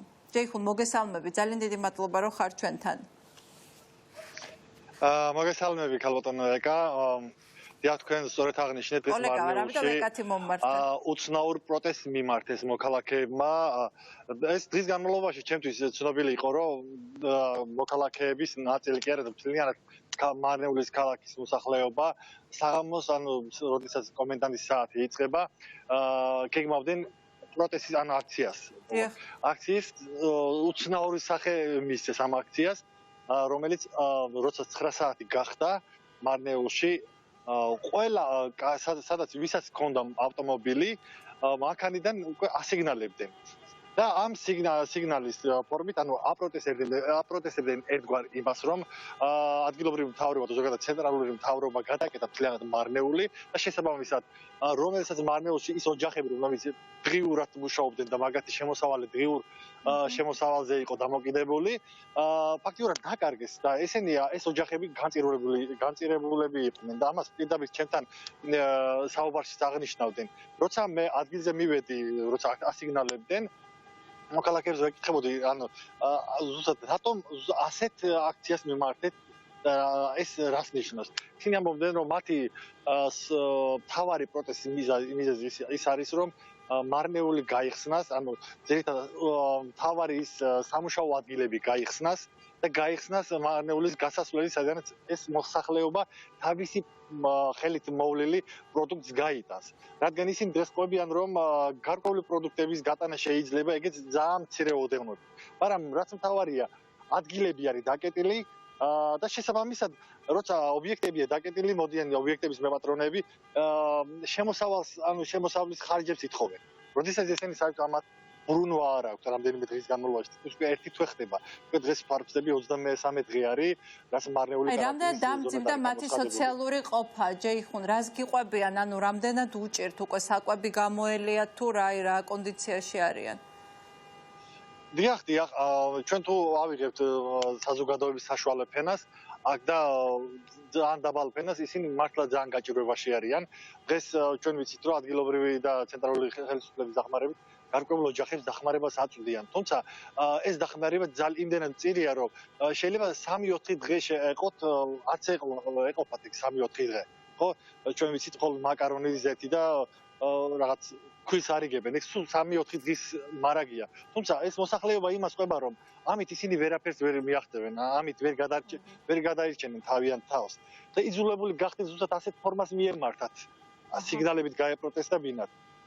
თუმცა მოხდა ის ფაქტი, რომ დღეს როცა ეს პროტესტის ამზომას მიმართეს მოსახლეობა, გარკვეული აჟიოტაჟი შეიქმნა ქალაქ მარნეულის ცენტრში, რაც მოქალაქეების ნაწილი აივნიდან ისროდნენ რაღაც ბოთლებს, ან რაღაც ახმაურებდნენ, რაღაც ქვაბის თავსახურებს არ ახუნებდნენ, რაღაც უცნაური ხმებს გამოცემდნენ. და მე გარკვეული ნაწილი მოქალაქეების ქუჩაში გამოვიდა. შემდეგ უკვე უშიშროების თანამშრომელები და პოლიციის ძალები გამოვიდნენ ქუჩაში. მე ჩემი თვალით და სამწუხაროდ ტელეფონით ღამე იყო და ვერ ვახერხებდი იმ ადგილების გადაღებას, სადაც პოლიციელები და მოქალაქეები ერთმანეთს რო ეჯიბრებოდნენ სირბილში და რამდენიმე მოქალაქეც კი დააკავეს. ჩემ თვალწინ ის კადრებიც მქონდა გადაღებული, სადაც საპატრულო პოლიციის თანამშრომლები იმ მოქალაქეებს აჯარიმებდნენ, რომლებიც გამოსული იყვნენ კომენდანტის საათის. ეს ძალიან კი ბატონო, დაასრულეთ ჯეიხუნ დიახ. ანუ ის მოქალაქეები, რომლებიც ამ პროტესტის ამ ფორმით აპროტესტებდნენ იმას, რომ გამოვიდნენ ქუჩაში, დაარღვიეს კომენდანტის საათი. როცა მე პოლიციის თანამშრომლებს მივახლოვდი, მეთქი რა ხდება მოქალაქეების პროტესტთან დაკავშირებით რა ინფორმაცია გაქვს. ამბობდნენ, რომ არაფერი არ ხდება, ჩვეულებრივი მოვლენა არის. კომენდანტის საათი ვინც დაარღვია, მაგას ვაჯარიმებთ. არა და მართლა დღეს მარნეულის ქუჩები, ცენტრალური ქუჩები პოლიციისა და უშიშროების თანამშრომლებით იყო გადაჭედილი, ასე სიტყვის სრული მნიშვნელობით. პოლიციელებიც იყვნენ დაბნეულები, რო გითხრათ ქალბატონო ეკა, იმიტომ რომ მე რამდენიმე პოლიციას პირადად რო ვისაუბრებოდი, დაუგეგმავად მოხდა, არ ვიცოდი საით სულიყავით, უბრალოდ ისეთი რაღაცა მოხდა, ისეთი ხმაური, ისეთი სიგნალები, აივნებიდან ხმაურები, ანუ სტოენის ხმები, ერთმანეთში იყო არეული. ძალიან ცუდი სიგნალია ეს და შეიძლება ანუ თუ დიდხანს გაგრძელდა ეს ჩაკეტილობა ამ პრობლემამ სხვა რეგიონებშიც იჩინოს თავი, ხო მარტო მარნეულში არ უჭირთ ასე ძალიან, ის ერთ-ერთი ყველაზე ღარიბი რეგიონია, ანუ ძალიან ბევრს უჭირს იქ, მაგრამ ასეთივე რეგიონები სამწუხაროდ დღეს სხვაგანაც არის საქართველოში და თითქმის ყველა რეგიონი მეტნაკლებად ასეთია, სამწუხაროდ ღარიბი ქვეყანა ვართ ძალიან დიდი მადლობა ჯეიხუნ მუჰამედალი იყო ჩვენთან ერთად და მოგვაწოდა უახლოესი ინფორმაცია, რაც ალბათ ძალიან საყურადღებოა. ჩვენ ცოტა ხანში ჩავრთავთ გეგამ გალობლიშვილს, ყოფილ პრემიერ-მინისტრს და ისიც ამ ეკონომიკურ გამოწვევებზე ილაპარაკებს, ამ ძალიან მძიმე გამოწვევაზე, რომელსაც უკვე დავინახეთ ამის ნიშნები, თუმცა მანამდე კობა-ნაყოფია. მე უფრო მაინტერესებს ის არის რასაკვირველია ნაციონალური მოძრაობის წევრი, მაგრამ მისი აზრი როგორც ბიზნესმენის ადამიანს, რომელსაც კარგად ესმის ეკონომიკა, ამ კუთხით მაინტერესებს განსაკუთრებით მისი მოსმენა. ბატონ კობა, მოგესალმებით, დიდი მადლობა რომ ხართ ჩვენთან ერთად. ეხლა საგანგაშო სიგნალი წამოვიდა მარნეულიდან, ხო, აი ამას აჯანყება, შიმშილის, ასე ვთქვათ, ჯანყი, ხო? რომელიც შეიძლება სხვაგანაც ესე ჯაჭვური რეაქციით გავრცელდეს, თუ ხელისუფლებამ დროზე საგანგებო ზომები არ მიიღო, რომ ადამიანები არ დარჩნენ ულუკმაპუროდ. აი თქვენ როგორ ხედავთ ამ სიტუაციას და რა გამოსავალს ხედავთ აქედან? მოგესალმებით, ეკა. მე ეხლა რომ იძახის მთავრობა რომ უნდა გავაგრძელოთ საგანგებო მდგომარეობა, ნამდვილად ადამიანის ჯანმრთელობა ყველაზე მნიშვნელოვანია, ადამიანის ჯანმრთელობაზე მნიშვნელოვანი არაფერი არ არსებობს და ადამიანის სიცოცხლეზე მნიშვნელოვანი, მაგრამ ძალიან ბევრი ადამიანისგან მსმენია, ჩემთვის რა მნიშვნელობა აქვს კორონავირუსი მომკლავს თუ შიმშილია. სამწუხაროდ ეგეთი მდგომარეობაა დღეს საქართველოში და როდესაც ჩვენ გვეუბნებიან საგანგებო მდგომარეობის გაგრძელებაზე, რაც ალბათ გამოწვეულია ობიექტური მიზეზებით, აქვე აუცილებლად უნდა ითქვას თუ არსებობს გეგმა და რა გეგმით მიდის მთავრობა თუ რას უპირებს იმ ხალხს, ვინც დღეს არის სახლში გამოკეტილი. რას უპირებს იმ თვითდასაქმებულ მილიონ ადამიანზე მეც, რომლებიც დღეს პრაქტიკულად გაჩერებულები არიან და თავის ოჯახში ლუკმაპური ვერ შეაქვთ, რას უპირებენ სხვა ადამიანებს, სხვადასხვა ბიზნესის წარმომადგენლებს, რომლებიც გაჩერებულები არიან დღეს და რომლებსაც რა ვიცი ზოგს ერთი თვის მარაგ ზოგს უკვე მარაგი ამოეწურა, ზოგი იძახის რაღაც ორი კვირის მარაგი მაქვს, ზოგი იძახის ერთი თვისო, ზოგის ორი თვისო, მაგრამ ეს მარაგები ხო იწურება, ეს ადამიანები სახლში არიან გამოკეტილი და ხელისუფლება დღეს არაფერს არ იძახის თუ არსებობს გეგმა ამ ადამიანების დასახმარებლად. ეს არის ძალიან სამწუხარო და ამიტომ რა თქმა უნდა საგანგებო მდგომარეობის გაგრძელებასთან ერთად ჩვენ მოვთხოვეთ და გვინდა მოვისმინოთ მთავრობის გეგმა თუ რას აპირებენ სოციალური დახმარებების კუთხით. ეს ძალიან მნიშვნელოვანია დღეს. ამას აკეთებს მთელი მსოფლიო. ამას აკეთებს. უკრაინაში რა ხდება? ხო თქვენ უკრაინის საქმეებში ძალიან კარგად ხართ ჩარეული და იქ რა დახმარების პაკეტები აქვს გამოყოფილი მოსახლეობას? სხვათა შორის იქაც დაახლოებით ისეთივე მდგომარეობაა როგორც საქართველოში. მე მინდა გითხრათ, დაახლოებით ისეთივე მდგომარეობა არის. ეხლა აპირებენ რაღაც ბიზნესისთვის გარკვეული პაკეტის შეთავაზებას და ასევე მოსახლეობას, თუმცა დიდად არ განსხვავდება ჩემი ინფორმაციით იმ მდგომარეობისგან, ამ მდგომარეობაშიც უკრაინა არის დღეს, ანუ უბრალოდ რა მდგომარეობას დღეს არის საქართველო, ხო? ჩვენ უნდა შევხედოთ უფრო, ასე ვთქვათ, განვითარებულ ქვეყნებს, ისეთ ქვეყნებს, რომლებიც ამას აკეთებენ უკვე დიდი ხნის განმავლობაში, პირველივე დღიდან და პირველ რიგში ახლა თუ ჩვენ გვინდა რომ ზოგადად ჩვენი ეკონომიკა გადავარჩინოთ, დღეს სხვადასხვა იგივე უკრაინაზე რომ ეკითხებოდით, გამახსენდა რომ საერთაშორისო სავალუტო ფონდმა პროგნოზი დადო, რომ დაახლოებით უკრაინის ეკონომიკა წლის ბოლომდე 7.5%-ით გავა მინუსში, ანუ ექნება ვარნა 7% ნახევრიანი. და ჩვენ რისი იმედი გვაქვს საერთოდ? ჩვენ არ გონია ვინმეს რომ უკეთესი მდგომარეობა გვექნება. ჩვენ მე პროგნოზირებ რომ არანაკლები ვარდნა გვექნება ვიდრე უკრაინას თუ არა მეტი. და საიდან შეიძლება ეს დავასრულოთ, ხო? ჩვენი დაახლოებით მთლიანი შიდა პროდუქტი არის 14 მილიარდი დოლარი. აქედან დაახლოებით 3.3 მილიარდი დოლარი არის ტურიზმი. არ უნდა დაგვაუწყდეს, ანუ ჩვენ ტურიზმზე დამოკიდებული ქვეყანა ვართ, ხო? ამავე დროს ჩვენს ასე ვთქვათ მთლიან შიდა პროდუქტში გარკვეული წილი უჭირავს გზავნილებს, რომელიც შეადგენს დაახლოებით 1.7 მილიარდ დოლარს წელიწადში. ანუ ჯამში 14 მილიარდიდან 5 მილიარდი არის ტურიზმი და გზავნილი.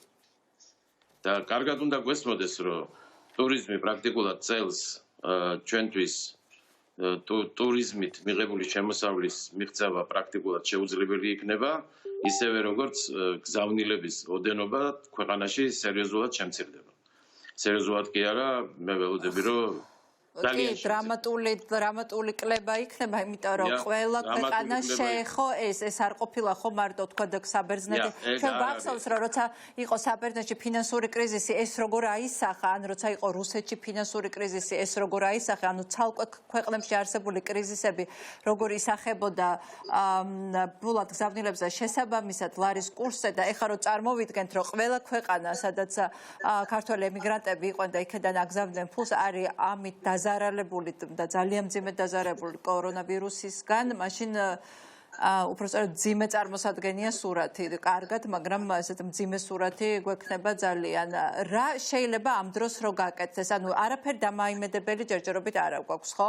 მაგრამ ყოველთვის მე მას ვამბობ, რომ კრიზისი არის, მე კი არ ვამბობ ცნობილი ჭეშმარიტება, რომ ნებისმიერი კრიზისი იძლევა რაღაცის შესაძლებლობას, მთავარი შესაძლებლობა გამოიყენო. აი, ამიტომ არის თუ არა საჭირო რაღაცა არაორდინალური გადაწყვეტილებების მიღება ამ დროს? არის თუ არა ეს ერთადერთი გამოსავალი, რომ ქვეყანამ კრიზისთან დაავადდა. გადაუდებელი ზომებია ახლა გასატარებელი, განსაკუთრებით ქართული ბიზნესისთვის, იმიტომ რომ ბიზნესი, როგორც მოგეხსენებათ, არის მთავარი დონორი ჩვენი შემოსავლების, დაახლოებით ჩვენი შემოსავლების 70%-მდე ავსებს ბიზნესის მიერ გადახდილი გადასახადებია. ამიტომ ჩემი აზრით ახლა ჩვენ სასტრაფოდ უნდა მივიღოთ ბიზნესის მხარდაჭერის პაკეტი. პირველ რიგში ეს უნდა შეეხოს მცირე და საშუალო ბიზნესს, რომელიც უნდა განთავისუფლდეს წლის ბოლომდე მთლიანად ჩემი აზრით ქონების გადასახადიდან და საშემოსავლო გადასახადიდან. მსხვილ ბიზნესზე როგორც მინიმუმ უნდა განახევრდეს საშემოსავლო გადასახადი, ისევე როგორც დავუშვათ მიკრობიზნესის წარმომადგენლებს საერთოდ უნდა გაუნოვდეს. იმიტომ რომ ჩვენ თუ ახლა ბიზნესს არ დავანახეთ, რომ ჩვენ ბიზნესს ხელს უწყობთ და სახელმწიფო მოწადინებულია ბიზნესი გადაარჩინოს, მე არ ვიცი რა ეშველება საქართველოს ბიუჯეტს და ზოგადად ჩვენს ეკონომიკას, ხო? ეს ალბათ პირველი და ყველაზე მთავარი გადაუდები. თქვენ აბსოლუტურად სწორად ბრძანეთ, ეკა, რომ ნებისმიერი კრიზისი არის შესაძლებლობა და საქართველოს შეიძლება ეს შესაძლებლობის ფანჯარა გაეხსნას და ეს შესაძლებლობა მთავარია, რომ საქართველოს ხელისუფლებამ გამოიყენოს ეს სწორად და უკვე არიან ჩამდგარი ამ შესაძლებლობების რიგში ძალიან ბევრი ქვეყნები. აი თუნდაც ახლა ჩვენ ძალიან კარგად მოგვეხსენება, რომ ძალიან ბევრი განვითარებული ქვეყანა, მათ შორის ამერიკის შეერთებული შტატები, ევროპის სხვა დიდი სახელმწიფოები აპირებენ თავისი, ასე ვთქვათ, ბიზნესების დახურვას თუგენ ჩინეთში. მე მგონი ეს პროცესი აუცილებლად დაიწყება და ამ მომენტისთვის ჩვენ უნდა ვიყოთ მზად. ჩვენ ახლავე უნდა ჩავდგეთ რიგში იმ ქვეყნების, რომლებიც ამ ასე ვთქვათ, ინდუსტრიებს დაპატიჟებს საქართველოში ამ სიტყვის სრული მნიშვნელობით. ჩვენ უნდა ვაჩვენოთ, რომ ჩვენ ვართ კონკურენტუნარიანი, ჩვენ უნდა ვაჩვენოთ, რომ ჩვენთან ბიზნესის კეთება არის ბევრად მარტივი, ბევრად სასარგებლო. ჩვენ უნდა ვაჩვენოთ, რომ ჩვენ შეგვიძლია მათ მივცეთ გარკვეული საგადასახადო პრეფერენციები, თუგინ ასე ვთქვათ, მივცეთ თუგინ ფინანსური მონაწილეობა და ასე შემდეგ. არსებობს ამის სხვადასხვა გამოცდილება. დღეს ინვესტიციების ბაზარზე არის საოცარი კონკურენცია. და ჩვენ უნდა ვიყოთ ამ თვალსაზრისით კონკურენტუნარიანი და ახლავე უნდა ვემზადოთ. გასაგებია, რომ ეხლა არის პრობლემა, დიდი პრობლემაა კორონავირუსი. კორონავირუსს უნდა გაუმკლავდეთ, მაგრამ პარალელურად ხო უნდა ვიფიქროთ ხვალინდელ დღეზე. ჩვენი ეკონომიკა არის ძალიან მოწყვლადი, ხო? ჩვენ იმპორტ დამოკიდებული ქვეყანა ვართ. კიდევ ერთხელ ვიმეორებ, რომ ჩვენი მთლიანი შიდა პროდუქტის დიდი წილი არის ტურიზმი და გზავნილები, ხო? ამ დროს ჩვენ გვჭირდება ეხლა სხვა მიმართულებები, სხვა ინდუსტრიების, სხვა ბიზნესების, ახალი მიმართულებების საქართველოში აი დაპატიჟება, ჩამოყვანა და ყველანაირი გარემო შექმნა, რომ ეს ბიზნესი ამ ადამიანებმა ჩინეთიდან იქნება და სხვა ქვეყნებიდან გადმოიტანონ ჩვენთან საქართველოში. აი ამისთვის ახლავე უნდა ვიფიქროთ. და რა თქმა უნდა, ეხლა ყველაზე მნიშვნელოვანი და ყველაზე მთავარი არის ფინანსური რესურსების მოზიდვა, რადგან ქვეყნის ეკონომიკაში ჩვენ ეხლა გვექნება ძალიან დიდი ხვრელი, ეს ხვრელი იქნება შესავსები. დღეს მთავრობამ განაცხადა იმასთან დაკავშირებით, რომ ხო, სხვათა შორის ბოდიში ჩაგერებით ის რომ ჩვენ საერთაშორისო დონორი ორგანიზაციებიდან მივიღოთ ფული, ამისათვის საჭიროა სხვათა შორის პოლიტიკური იმ დანაპირების შესრულება, რომელიც ქონდა ქართულ ოცნებას, ხო? დღეს აქვე უნდა ვთქვათ, რომ ამერიკის საელჩომ წარმოუდგენლად უპრეცედენტოდ მწვავე ტონით გასცა პასუხი ხელისუფლების იმ მესიჯს, რომელიც მან გამოაგზავნა ირაკლი ოქროაშვილისთვის 5 წლის მისჯით, რომ არაფრის დათმობას არაპირებს თავის დანაპირების შესრულებას და ესეც კარგად უნდა ესმოდა საქართველოს ხელისუფლებას, რომ პოლიტიკურად გადაგდება დასავლეთის, იქნება პრობლემა ძალიან სერიოზული, რომ ამ ფული მიიღოს საერთაშორისო ორგანიზაციებისგან. რა თქმა უნდა, ეგ პრობლემა იქნება აუცილებლად. და დღეს სათანადო პასუხი გასცეს ჩვენმა პარტნიორმა ქვეყნებმა და პარტნიორი ქვეყნების საელჩოებმა, მათ შორის ევროკავშირის ელჩმა და ამერიკის შეერთებული შტატების ელჩმა. ეს გარკვეულწილად იყო იმ პირობების არ შესრულება, ძალიან რბილად რო ვთქვათ, რაც 8 მარტს გაფორმდა დიდი პოლიტიკური შეთანხმება.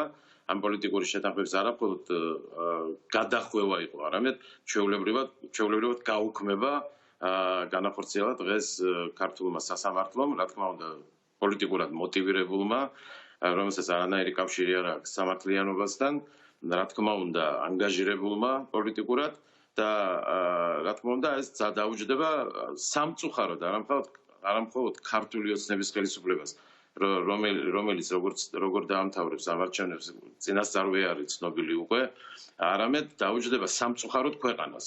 იმიტომ რომ ამის გამო თუ ასე ვთქვათ, რაღაცას ვერ მიიღებს ჩვენი სახელმწიფო, ხო, ზარალდებიან ჩვენი მოქალაქეები. ჩვენი მოქალაქეები დღეს კი განაცხადა პრემიერ-მინისტრმა, რომ თითქოს საერთაშორისო დონორებს მოელაპარაკნენ და დაახლოებით 1,5 მილიარდის მოზიდვას გეგმავენ ქვეყანაში და მეორე 1,5 მილიარდის მე ცოტა ნაკლებად მჯერა, რომელიც ბიზნესის განვითარებას ის ცოტა სხვანაირი მექანიზმია და მაგ მექანიზმით ახლა თავს არ მოგაწყენთ, იმიტომ რომ ძალიან შორს წავალთ. თუმცა იქაც ვხედავ, რომ ასე ვთქვათ, ჯერ ერთი და ეს თანხები შეიძლება არასაკმარისი იყოს და საბოლოოდ ჯერ არ ვიცით, რომელი ორგანიზაცია რამდენს გვაძლევს, როდის გვაძლევს და რა მიმართულებით დაიხარჯება ეს თანხები. და ჩვენ ველოდებით, ასე ვთქვათ, დამატებით განმარტებებს და მე რა თქმა უნდა კიდევ გაკეთდება ამასთან დაკავშირებით ჩვენი შეფასებები. კი ბატონო, დიდი მადლობა. ეს იყო კობანაყოფია, დიდი მადლობა ბატონ კობა, რომ მიყავით ჩვენთან ერთად და ჩვენ საუბარს გავაგრძელებთ საქართველოს ყოფილ პრემიერ-მინისტრთან გეგამ გალობლიშვილთან, რომელიც დღეს არის აბუ-დაბიში, ის არის ამერიკის თავდაცვის კოლეჯის პროფესორი, უნივერსიტეტის პროფესორი და ძალიან საინტერესო იქნება მისი შეფასება ჯერ ასე ვთქვათ ფართო კონტექსტში, რას მოუტანს ეს ვირუსი მთლიანად მსოფლიოს, იმიტომ რომ ჩვენ თვალწინ მსოფლიო იცვლება, ჯერ არის შოკში, მაგრამ ის აუცილებლად შეიცვლება, ეს იქნება გაცილებით დიდი ეფექტი, მას ექნება გაცილებით მძიმე ეფექტი, ვიდრე ქონდა 11 სექტემბერს, ვიდრე ქონდა მსოფლიო ფინანსურ კრიზისს, ვიდრე ქონდა იგივე ემიგრაციის ტალღას ევროპაში და ამერიკაში, რომელმაც გარკვეულწილად შეცვალა მთლიანად პოლიტიკური დისკურსი და დღის წესრიგი დასავლეთში, როგორც ევროპაში, ისე ამერიკაში, მაგრამ ეს არის უპრეცედენტო დიდი გამოწვევა, რომელიც წინაშედაც დღეს მსოფლიო აღმოჩნდა კორონავირუსი, სრულად მოუმზადებელი ამ პანდემიისთვის და ამიტომ ეს უამრავ რამეს შეცვლის. ჯერ ჩვენ არც კი წარმოგვიდგენია რამდენ რამეს დაწყებული ჩვენი სოციალური ჩვევებით დამთავრებული, როგორც მსოფლიოს ეკონომიკური მოწყობით, პოლიტიკური მოწყობით, ვინ გახდება მსოფლიოს ლიდერი, შეძლებს თუ არა ამერიკა ჩაანაცვლოს ჩინეთმა და ასე ვთქვათ ჩინეთის ავტორიტარიზმის მიდრეკილი მოდელი გახდეს უფრო სასურველი და მისაბაძი სხვა ქვეყნებისთვის. ამიტომ არის უზარმაზარი გამოწვევა, ჯერ მხოლოდ გარკვეული სპეკულაცია, ისევე როგორც სამედიცინო სფეროში, პოლიტიკურ სფეროშიც მხოლოდ სპეკულაციები და ჰიპოთეზები შეიძლება გამოითქვას და გეგა მგალობლიშვილი შემოგვიერთდება, თუ გვაქვს პრობლემა. გეგა, მოგესალმებით, ასევე ძალიან დიდი ხნის უნახავი, ძალიან სასიამოვნოა თქვენი გამოჩენა ქართულ ტელეეკრანებზე, ანუ ჩვენს ტელევიზიაში ყოველ შემთხვევაში. დიდი მადლობა. პირველ რიგში გითხარით რა ხდება აბუ-დაბიში, მან როგორ არის კორონავირუსის გავრცელების ტემპები და რა პროგნოზები კეთდება? რაცა დაახლოებით 2 კვირა არის, ბოლოს ესეთი მნიშვნელოვანი ზრდა არის, აქ დაახლოებით 4,000-5,000-მდე ავიდა ინფიცირებულების რიცხვი. უბრალოდ აქ ერთი განსხვავება ის არის, რომ ეს ზრდა მნიშვნელოვანი ემთხვევა მასობრივ ტესტირებას, ანუ აქ დაახლოებით მოსახლეობა არის 9,5 მილიონი არის ემირატების მოსახლეობა და უკვე დაახლოებით 700,000 ადამიანს, 650,000 ადამიანს ჩაუტარდა ტესტირება. ანუ მიდგომა არის ისეთი, რომ პრაქტიკულად ყველა მოქალაქის იქნება ეს მოქალაქე თუ იქნება თანამედროვე ემირატებს აქ საინტერესო ისეთი დემოგრაფიული კომპოზიცია მილიონია მხოლოდ მოქალაქე და დანარჩენი არის არამოქალაქე 9 მილიონი. მაგრამ ყველას ტესტირებას აპირებენ.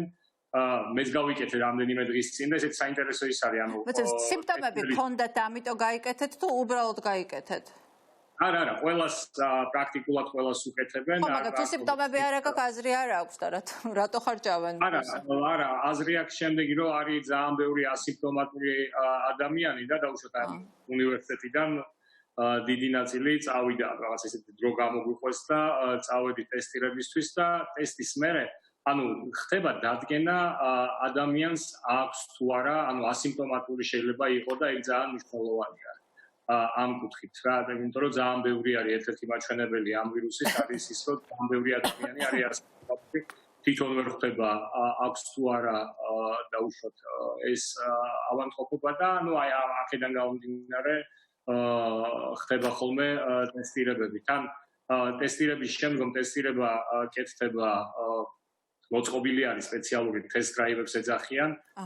პრაქტიკულად სავანტყოფოში არ მიდიხარ და ამიტომ ეს ტესტირება, მასობრივი ტესტირება რაღაცა ისეთ დიდ ზეწოლას არ ახდენს ჰოსპიტალურ სექტორს. ხო, ანუ ამ ხრივ აკავრობა გამოირჩევა თვითონ როცა ემირატელ ეპიდემიოლოგებს უსმენ ძალიან ხშირად იმეორებენ სამხრეთ კორეის მოდელს და ზუსტად ესეთი იყო ხო სამხრეთ კორეის მოდელს რომ მოხდეს მასობრივი, ანუ დაახლოებით ესეთი, ანუ სადმე რომ მიდიხარ, აი კომპასი მაჩვენებელი ხო გინდათ რომ გქონდეთ, რომ იცოდეთ რა გარემოში ხარ და ამ გარემოს თავიდან ბოლომდე შესწავლა მიდის. ხდება, რომ როდი და კლიანი სურათი რო იყოს ხო? იყოს ცნობილი, დიახ. გასაგებია, ანუ ის იმედი რომ ცხელი ამინდები მზე ამ ვირუსის გავრცელებას შეანელებს, მაინდა-მაინც ფუჭი, მე მგონი ცოტა ფუჭი იმედია. ამაზე მე ალბათ უფრო სამი ანუ ექიმები ან ეპიდემიოლოგები. არა, ხო, უბრალოდ რაღაც თქვენთან ცხელა უკვე ძალიან, ხო? მან ცხელა ძალიან. აქ ძალიან კი აქ უკვე 30 გრადუსზე ზემოთ არიან, 25. თუმცა მე რაც მოვისმინე აქამდე ამასთან დაკავშირებით არის ესეთი ანუ რაღაცა დრო ჭირდება რომ ამ ვირუსმა ესეც გამოავლინოს როგორ რეაგირებს დაუშვათ სეზონების ცვლაზე. კი, და დიდი იმედს არავინ არ გამოთქვას სხვათა შორის ამ მიმართულებით, გარდა იმისა, რომ არ იციან, ხო, ყოველ შემთხვევაში ჯერჯერობით ამისი ნიშნები არ ჩანს და თქვენი ანუ ემირატების მაგალითიც არის ამაზე მიუთითებს.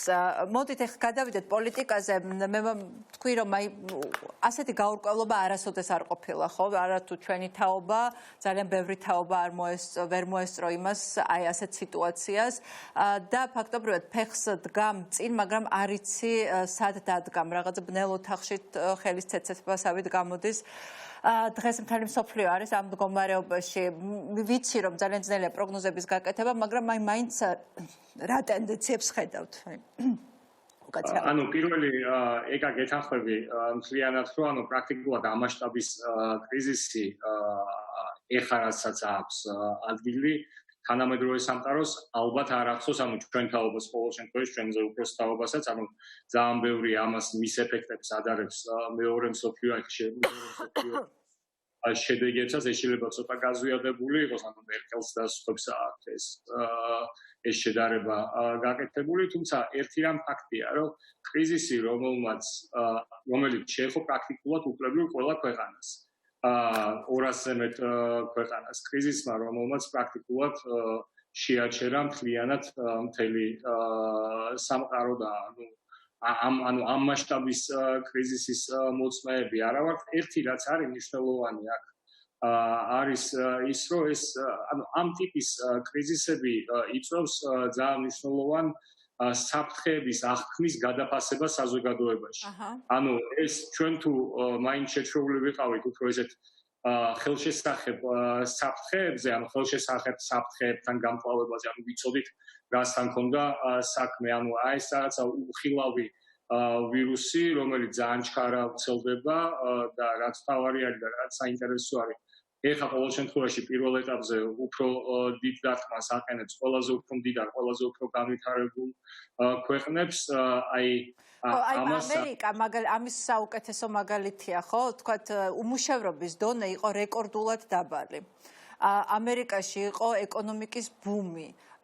მართლაც აი ფაქტობრივად ადამიანები ყველა დასაქმებული იყო, ხო? ეს შეგვიძლია ესე ვთქვათ, ну, საოცნებო ეკონომიკური მდგომარეობა იყო ქვეყანაში, ნომერ პირველი ეკონომიკა და დღეს შეიძლება ისე მძიმე დანაკარგებით გამოვიდეს ამ სიტუაციიდან, რომ ზოგიერთი ექსპერტი გამოთქვავს ეჭვს, რომ ეს დიდი დეპრესიის შემდგომ პერიოდში შეიძლება ჩავარდეს, ხო, დიდი დეპრესია, რომელიც გამოიარა ამერიკამ, ხო? ანუ ჯერ ეს არავინ არ იცის ზუსტად, მაგრამ დანაკარგები როგორც ამერიკისთვის, ასე ევროპისთვის არის ძალიან დიდი. ეხლა მეორე მსოფლიო ომზე საუბრობდი, მეორე მსოფლიო ომს შეადარა გამოწვევის სიმძაფრით მერკელმა. სიმწვავით მერკელმა და მე შემდეგ ეხლა უკვე დაიწყო ლაპარაკი, რომ აი ეკონომიკას ისეთი მძიმე დარტყმა აქვს მიყენებული უკვე, რომ საჭიროა მარშალის გეგმა, როგორც იყო მეორე მსოფლიო ომის დროს იმისათვის, რომ დადგეს ევროკავშირის ეკონომიკა ფეხზე. აი ამაზე საუბრობდა ესპანეთის პრემიერ-მინისტრი. ეს ერთ-ერთი პრობლემატური ის არის, იმიტომ რომ ანუ მარშალის გეგმა, ანუ აი ეს საფრთხეების აღქმადობა შეცვალა, რომ ამოფარი რომ ანუ პრაქტიკულად სამწუხაროდ ჩვენ აქამდე რასაც ვხედავთ, პასუხი ამ გლობალურ გამოწვევაზე იყო უფრო ეროვნული, ანუ სახელმწიფოები უფრო ცდილობდნენ რომ თვითონ მოეგვარებინათ ეს კრიზისი და ძალიან ნაკლი ანუ ესეთი სოლიდარობის ხარისხი ძალიან ახლო მოკავშირეებს შორისაც იყო ძალიან დაბალი. ევროკავშირში ხო, ანუ პრინციპში არც იყო, მე მგონი თუ არ ვცდები, არც ანუ გამოცდილებაც არ ქონიათ პანდემიასთან ბრძოლის და შესაბამისად არც იყო უწყება, რომელიც ამას უხემძღვანელებდა ხო ამ საერთო ბრძოლას და საერთო მიდგომას, ხო? მაგრამ პრინციპები სოლიდარობის პრინციპზე დაფუძნებული ორგანიზაცია არის და ამიტომ ეს სოლიდარობის ნაკლებობა რაც სხვათა შორის კარგად გამოიყენა თავისი საინფორმაციო ომისთვის ნარატივების ბრძოლაში კარგად გამოიყენა ყოველ შემთხვევაში პირველ ეტაპზე ჩინეთმა ამ კუთხით ანუ დაუშვათ რაღაცა ექიმების გაგზავნით რაც კი ახლა კარგი საქციელია მაგრამ უფრო ესეთი რაღაცა უფრო ესეთი საინფორმაციო ომის და ესეთი ნარატივების ომის ჟანრში გადიოდა მოკლედ ანუ ძალიან სერიოზული კრიზისი არის და ესეთი სამწუხარო არის რომ სამწუხარო ტენდენციები რასაც ჩვენ ხედავთ არის რომ პრაქტიკულად ძალიან ბევრი მიმართულებით მოხდება ანუ პირველი ინსტინქტი არის უფრო ჩაკეტვა, დახურვა, ანუ ეს კრიზისი დიდი ალბათობით გააღრმავებს რაღაცა გარკვეულ ესეთი დეგლობალიზაციის ტენდენციებს, რაც აქამდე უკვე არსებობდა. ანუ უფრო სკეპტიკური დამოკიდებულება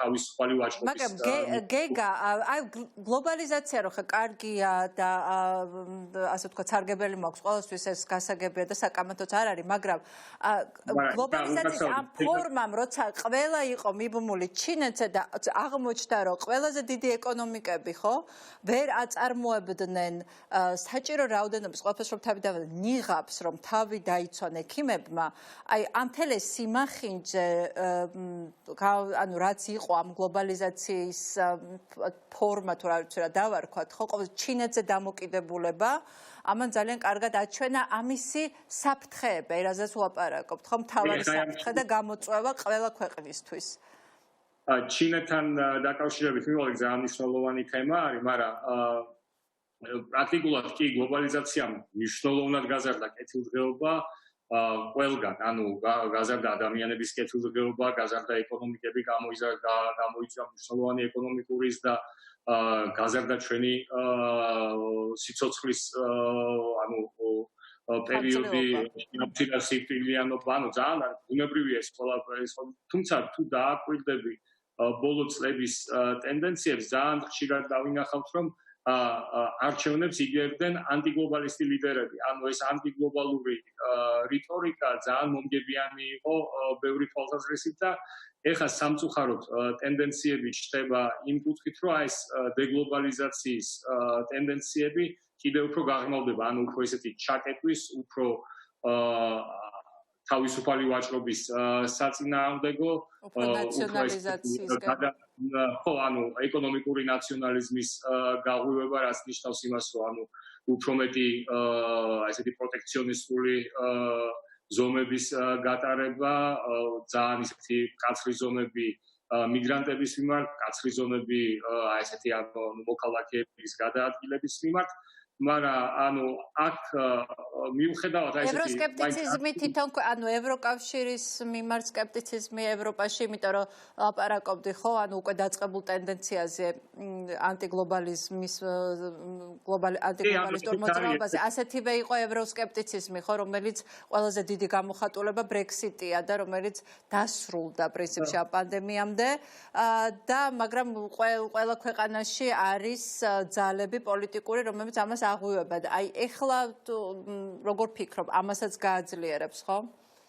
კი, ბუნებრივია, ანუ ნაციონალიზმის ზრდა მოხდება, იმიტომ რომ ადამიანებისთვის შეიცვალა, აი რაზეც საუბრობდით, ეხლა შეიცვალა მნიშვნელოვანი, ანუ საფრთხის აღქმადობა იცვლება ამ ახალ ძალიან გაურკვეველ კრიზისთან დაკავშირებით. ადამიანები, რომლებიც თვლიდნენ, რომ ცხოვრობდნენ ყველაზე უფრო ძლიერ, ყველაზე უფრო ეკონომიკურად მდიდარ ქვეყნებში, დღეს თავს თვლიან აბსოლუტურად დაუცველად და ეს გარკვეულად აი ესეთი უფრო ჩაკეტილობის ინსტინქტს იწვევს, იმიტომ რომ ანუ ისინი თვლიან, რომ თუ უფრო ჩაიკეტებიან, უფრო დაიხურებიან, შეიძლება უფრო დაცულებიც აღმოჩნდეს. და სინამდვილეში არის სულ პირიქით, იმიტომ რომ გლობალურ გამოწვევას გჭირდება თანამშრომლობა და თუ გლობალურად მიდგომა. და თანამშრომლობა ქვეყნებს შორის არის სრულიად გადამწყვეტი ამ შემთხვევაში. გამოწვევის გასამკლავებლად, კი. მაგრამ ისევ ანუ აი დაუშვათ ამერიკის შეერთებული შტატებიც ავიღოთ, რომელიც აი მარშალის გეგმა ახსენე და ანუ ომიდან გამოსვლის ევროპის ანუ დამარცხებულის ომში დამარცხებულის ფეხზე დაყენების, იმიტომ რომ შემდგომში ანუ ევროპა გაეხადა კეთილდღეობის და მშვიდობის კონტინენტად, ну მაგის პრაქტიკულად ხო, ანუ ამერიკის შეერთებული შტატები იყო ამისი მთავარი მამოძრავებელი ძალა. დღეს თუ შეხედავთ ეკა რა ხდება და 2 ტრილიონიან სტიმულირების პაკეტში, საგარეო დახმარების წილი ძალიან დაბალი არის, ანუ რაღაცა თუ არ ვცდები 2 მილიარდზეა ლაპარაკი, ძალიან დაბალი არის და ამის გამო დღევანდელ ხელისუფლებას დაუშვათ ქვეყნის შიგნითაც ბევრი კრიტიკოსი ხავს. ჩინეთთან დაკავშირებთან ჩინეთი ახსენე მანამდე, მაგრამ ეგ არის ეს არის მეორე მნიშვნელოვანი ტენდენცია, რაც იკვეთება. ესეც არ არის ახალი, უბრალოდ დიდი ალბათობით მოხდება ამ ტენდენციის გაღრმავება. ეს არის აი ესეთი გლობალური მომარაგების ჯაჭვის მთლიანად შეცვლა და ჩინეთზე დამოკიდებულების მაქსიმალური შემცირება. აქ ერთი მნიშვნელოვანი ფაქტორი არის, თუ ეს საკითხი აქამდე იყო უფრო ეკონომიკური თემატიკა და კი ჰქონდა თავისი უსაფრთხოების განზომილება, დღეს ამან შეიძინა ძალიან მნიშვნელოვანი ეროვნული უსაფრთხოების განზომილება, იმიტომ რომ აი რიგითი ამერიკელის, რიგითი ევროპელის თვალსაჩინარიდან თუ შეხედავ, ხო, ანუ პრაქტიკულად მათ სიცოცხლეს შეექმნა საფრთხე იმის გამო, რომ მათი ქვეყნები იყვნენ ძალიან ზედმეტად დამოკიდებული ჩინეთის ბაზარზე, ჩინეთში არსებულ საწარმოო პოტენციალზე და აი ესეთი ჩინეთზე დამოკიდებულების შემცირება გახდება ეროვნული უსაფრთხოების საკითხი ამერიკის შეერთებული შტატებისთვის, ისევე როგორც ბევრი ევროპული ქვეყნისთვის და აქ არის სწორედ აი ძალიან მნიშვნელოვანი შესაძლებლობა, რასაც ჩვენ უნდა შევეცადოთ, რომ რაღაც აი ამ რაღაცა გლობალური მიწოდების ჯაჭვის გადათამაშების პროცესში საქართველოსაც თავისი ადგილი იპოვოს, იმიტომ რომ არ არსებობს რა რეალური შანსი ჩანს. ეხლა ჩვენ ვილაპარაკეთ, რომ ძალიან მძიმე სიტუაცია ხო და ეხლა 2x2-4-ია ეს, რომ ქართულ ეკონომიკას უმძიმესი პრობლემები შეექმნება თუნდაც იმიტომ, რომ რაზეც იყო ეს ეკონომიკა დამოკიდებული ძიდწილად გზავნილებზე და ტურიზმზე, სწორედ ეს მოხვდა ყველაზე დიდი დარტყმის ქვეშ ამ ვირუსის გამო განვითარებული პროცესების შედეგად. მაგრამ რაღაცა სხვა უნდა იპოვოს ხო ქვეყანამ, რაღაცა სხვა ჯერტი დივერსიფიკაცია, თავისი ეკონომიკის დივერსიფიკაცია უნდა მოახდინოს, სხვა შემოსავლების სხვადასხვა სფეროებიდან უნდა შემოდიოდეს და არა მხოლოდ ტურიზმიდან და ეს თავკომბალა ეკონომიკა ყოველთვის ძალიან ცუდია და რა უნდა ვისწავლოთ და რა შანსები შეიძლება გაჩნდეს ჩვენნაირი ქვეყნისთვის. ну, პირველ რიგში საქართველო არის პატარა ეკონომიკა და საქართველოს აქვს თავისი პლუსები, მინუსები, როცა არის დიდი ინვესტიციების მოზიდვაზე ლაპარაკი. პირველ რიგში ძალიან მნიშვნელოვანი არის, რომ ჩვენ ვიყოთ პროაქტიულები, იმიტომ რომ ეხლა მიდის ძალიან დიდი კონკურენცია, სწორედ აი ამ ჩინეთიდან გამოსული კაპიტალის მოსაზიდად და საქართველოში სამწუხაროდ პოლიტიკური რისკები არის მაღალი. შესაბამისად საქართველო როცა ცდილობს რომ მოიზიდოს კაპიტალი, მოიზიდოს ის ინვესტიციები, რომლებიც დიდი ალბათობით გამოვა ჩინეთიდან, პრაქტიკულად უნდა შეთავაზოს მეტი, ვიდრე ჩვეულებრივი აღმოსავლეთ ევროპის ქვეყანა შეთავაზებდა, ან თუნდაც ვიდრე თურქეთი შეთავაზებდა, იმიტომ რომ ისევ საქართველოში მაღალი პოლიტიკური რისკები არის, ანუ ჩვენ უნდა გქონდეს უფრო გამართული და უფრო დაბალი საგადასახადო სისტემა, უფრო დაბალი კორუფცია, ну გვაქვს ძალიან მომგებიანი გეოგრაფიული მდებარეობა, უნდა გქონდეს სამართლიანი სასამართლო, ანუ ის მნიშვნელოვანი კომპონენტები უნდა იყოს ძლიერი, რაც იზიდავს ზოგადად ინვესტიციებს. და ამის გაძლიერება და ამების გაძლიერებაზე დიდწილად არის დამოკიდებული ჩვენი ყველას კეთილდღეობა და დაახლოებით რაღაცა ისეთ შედარებით საშუალო და უფრო გრძელ ვადებში საქართველოში ისევ ახალი ეკონომიკური ზრდის და ეკონომიკის სტიმულირების დაწყება.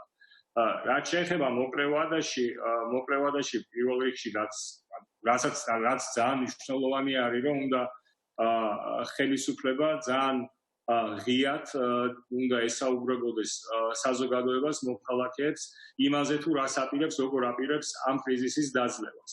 ისევე როგორც მოკრევადიან პერსპექტივაში, ასე გრძელვადიან პერსპექტივაში. ანუ მოკრევადიან პერსპექტივაში ძალიან მნიშვნელოვანი არის მოწყვლადი ჯგუფების დახმარება, პირდაპირ ფინანსური ინექციების გაკეთება იმ ადამიანებისთვის, რომლებიც დღეს კარგავენ სამსახურს, კარგავენ შემოსავალს. ძალიან მნიშვნელოვანი არის ასევე ადამიანებმა იგზნონ დაინახონ, რომ გარკვეულ პერიოდში მოხდება რაღაც საშეღავათო რეჟიმების დაწესება, იქნება ეს მათ საბანკო კრედიტებზე თუ კომუნალურ გადასახადებზე. ძალიან მნიშვნელოვანი არის გადასახადების დაწევა ბიზნესისთვის, არა მარტო მცირე და საშუალო ბიზნესისთვის, მსხვილი ბიზნესისთვისაც იქნება ეს საშემოსავლო გადასახადი თუ იქნება ეს მოგების გადასახადი თუ დაუშვათ ქონების გადასახადი, მაგრამ ამაზე ყველაფერზე ხელისუფლება უნდა ესაუბრებოდეს საზოგადოებას და საზოგადოებას უნდა ქონდეს განცდა, რომ ხელისუფლებას აქვს რაღაცა ისეთი ნათლად ჩამოყალიბებული გეგმა საითკენ აპირებს დასვას. იმიტომ რომ ხშირად არის ხოლმე ესეთი, მე რასაც არ ვეთანხმები, ხშირად არის ხოლმე, რომ ხდება ხოლმე ესეთი რიგითობის დაცვა, თითქოს აი ჯერ ჯანდაცვა, მერე ეკონომიკა, თვლი რომ ეს რიგითობა არ არის მართალი, იმიტომ რომ როგორც ჯანდაცვა, ისე ეკონომიკა არის ძალიან ახლოს დაკავშირებული ერთმანეთთან და ორივე დაკავშირებული არის ყველაზე მნიშვნელოვანთან, ყველაზე მნიშვნელოვან უფლებასთან, ადამიანის სიცოცხლის უფლებასთან. ანუ არ შეიძლება ესე ერთმანეთისაგან ესე ცალსახად ვერ გამოვყოფთ და რიგითობას ვერ დავაწესებთ ჯერ ჯანდაცვა თუ ჯერ ეკონომიკა. ამაზე პარალელურად უნდა ხდებოდეს საზოგადოებასთან, განსაკუთრებით ამ ძალიან რთულ დღეებში, ძალიან რთულ პერიოდში კომუნიკაცია ხარ. ჩვენ თუ ხედავთ ერთის მხრივ, რომ ეპიდემიოლოგები, ექიმები გამოდიან და ყოველ დღე გვესაუბრებიან იმაზე, თუ რა ხდება ჯანდაცვის სისტემაში, დაახლოებით იმ სიხშირით თუ არა, იმ სიცხადით მაინც უნდა იყოს საუბარი, რა გეგმავთ ხელისუფლებას ეკონომიკური კრიზისის დასაძლევად. კი ბატონო, და ბოლო კითხვა მინდა მაინც ამ გლობალურ პოლიტიკაზე დავსვა. წეგან თქვენ ილაპარაკეთ და ყველა ტენდენცია რაც ჩამოთვალეთ არის სამწუხაროდ ცუდი, ხო? ანუ რაღაც კარგის იმედს არაფერი არ იძლევა, ეს იქნება ანტიგლობალისტური მოძრაობის არარაციონალური, თორე რაციონალურად აქ შეიძლება ხო აუცილებლად უნდა შევიდეს კორექტივები, ხო, იმაში რაც იყო და ჩინეთზე ორიენტირებული გლობალიზაციას აღარ უნდა იყოს. ასევე ევროსკეპტიციზმის გაზრდა, უფრო ჩაკეტვა, ვაჭრობის შეზღუდვა და ყველაფერი რაც მიუთითებს იმაზე, რომ მაინდა-მაინც უკეთესი მსოფლიო ნამდვილად არ გვექნება. მაგრამ ხედავთ თუ არა რაიმე პოზიტიურს, რამაც შეიძლება ვთქვათ დაგვანახოს, რომ ეს კრიზისი, ამ კრიზისიდანაც მსოფლიო უკეთესი შესაძლოა გამოვიდეს. და თუ ვერ ხედავთ, არის თუ არა ეს პრობლემა ლიდერების? ეხლა ამ ეტაპზე ძნელია რაღაცა ისეთი ძალიან პოზიტიური გადახედვა, მაგრამ ძალიან დიდი მასშტაბის კრიზისი არის. ძალიან ბევრი იქნება დამოკიდებული, როგორ შეძლებს თავისუფალი სამყარო ამ კრიზისთან გამკლავებას, იმიტომ რომ დღეს ანუ რასაც ხედავთ ჩვენ და ძალიან ისეთი ანუ სამწუხარო ტენდენცია არის, რასაც მე საფუძველი არ გააჩნია, თუმცა ხდება ესეთი ნარატივის, ესეთი იდეის დანერგვა, თითქოს ტოტალიტარული სისტემები უფრო ეფექტურად უმკლავდებიან აი ამ ტიპის კრიზისებს და უფრო ეფექტურები არიან დაუშვათ ამ კრიზისის აღმოფხვის პროცესში. ამიტომ ანუ ამ კუთხით ჩვენ რო დავინახოთ აი რაიმე ისეთი პოზიტიური ნიშნები ძალიან მნიშვნელოვანია. დავინახოთ მან არ მეშინია მე პირადად ოპტიმისტურად ვარ განწყობილი რომ არ ამგონი თან მით უმეტეს თან გამოვლინდა ხო ეგ რა სტატისტიკის რაოდენობით გაყალბებასთან მქონდა საქმე აი ეს ნარატივები რაღაცა თავს მოხვეული აბსოლუტურად უსაფუძო ასე რომ მაგ მიმართულებით პირადად მე ნაკლებად მეშინია და მგონია რომ ეს რაღაცა საპარს და მიც არ მიიღებს დასავლური სამყარო ხო, ანუ თუმცა ეს ნარატივები თავის გავლენას ახდენს, ანუ თავის სერიოზულ გავლენას ახდენს. გეთანხმები, რომ რეალური საფუძველი იმას, რომ ტოტალიტარული სისტემები რამეში მაინც უფრო უპირატესები არიან, ვიდრე დემოკრატიული სამყარო, ანუ აბსოლუტურად უსაგნო არის ხა ამაზე კამათი, თუმცა აი ეს რამდენად საფუძვლიანი არის რომელიმე ნარატივი, მაგას ნაკლები მნიშვნელობა აქვს. რამდენად დამაჯერებელი არის დაუშვათ საზოგადოების გარკვეული ნაწილისთვის. აი ეს არის მნიშვნელოვანი და ეს არის საინფორმაციო ომის ამბავი, ხო, პროპაგანდის ამბავი. კი, და ანუ მან მაგმართულებით ხედავთ მე ვთვლი რომ საკმაოდ მნიშვნელოვან პრობლემას. ამიტომ თუ როგორ გაუმკლავდება ესე ვთქვათ თავისუფალი სამყარო ამ კრიზისს, როგორ გამოვა თავისუფალი სამყარო ამ კრიზისიდან მნიშვნელოვანი იქნება დამოკიდებული post-COVID-19-ის სოფლიოზე. კონტურები. კი, ნახოთ, კი და მე მაინც ვფიქრობ, რომ ყველაზე მთავარი პრობლემა ჩემი აზრით არის ლიდერის არარსებობა დღეს. ისეთი ლიდერის, ისეთი მასშტაბის ლიდერის, რომელიც იტყვის, რომ აქედან უნდა გამოვიდეთ უფრო ერთიანები, უფრო სოლიდარულები და უფრო ძლიერები, იმიტომ რომ ყველა მაინც ახლა ბრიტანეთი იქნება, ბრექსიტი მოხდა, ტრამპია, რომელიც ორიენტირებულია, რომ ამერიკა უპირველეს ყოვლისა და თავიდანვე ორიენტირებული იყო, თქვათ, ასეთ ამ მიმართულებაზე რომ პირველ რიგში უნდა იყოს ამერიკა და გლობალური ლიდერობა არ იყო მისთვის თავარი ამოცანა. ნუ ევროპაშიც ვხედავთ ხო პოპულისტი ლიდერების ზოგი ხელისუფლებაშია, ზოგი ხელისუფლებასთან ძალიან ახლოს ოპოზიციაში. და ნუ ეს ყველაფერი ერთლიანობაში ნამდვილად არ იძლევა სასურველი სურათს, მაგრამ ნუ შეიძლება მოხდეს ისეთი რამ, რაც დღეს თითქოს წარმოუდგენელია, მაგრამ მოხდეს რაღაც, რომელიც სხვა მიმართულებით გააგრძელებს, ანუ გაუკაფავს გზას მსოფლიო ისტორიას. ნახოთ.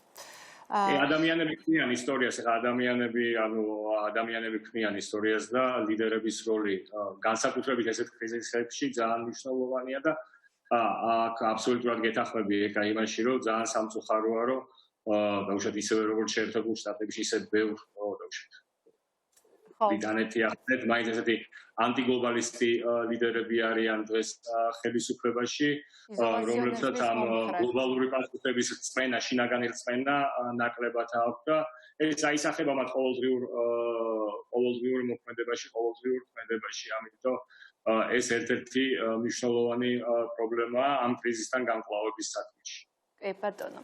კარგით, გეგა, მე მგონი ძალიან საინტერესო საუბარი იყო და თქვენი ძალიან პესიმისტური, მაგრამ ყოველ შემთხვევაში რეალისტური. ალბათ რეალისტური უნდა ყოფილიყავი, მაინც ყველა ამ თვითონ ამ კრიზისის ფონზე ყველა ძალიან დაზაფხულები ვართ, ალბათ. მაგრამ ხო, საფუძვლო ოპტიმიზმი უფრო უსაფუძვლო ოპტიმიზმი ნამდვილად არ ვარგა. ნუ დაველოდოთ მოვლენების განვითარებას და კიდევ მოგვეცემა ამაზე საუბრის საშუალება. დიდი მადლობა, ეს იყო გეგა მგალობლიშვილი, საქართველოს ყოფილი პრემიერ-მინისტრი და ახლა ამერიკის ეროვნული თავდაცვის კოლეჯის პროფესორი. მე ამით გემშვიდობებით არ შესაძლოა ხუთშაბათს შევხვდეს, ან ყოველ შემთხვევაში ნიკა შეგხვდებათ და მოგიყვებით იმ ამბავს, რომელიც იმ დღეს იქნება ყველაზე აქტუალური.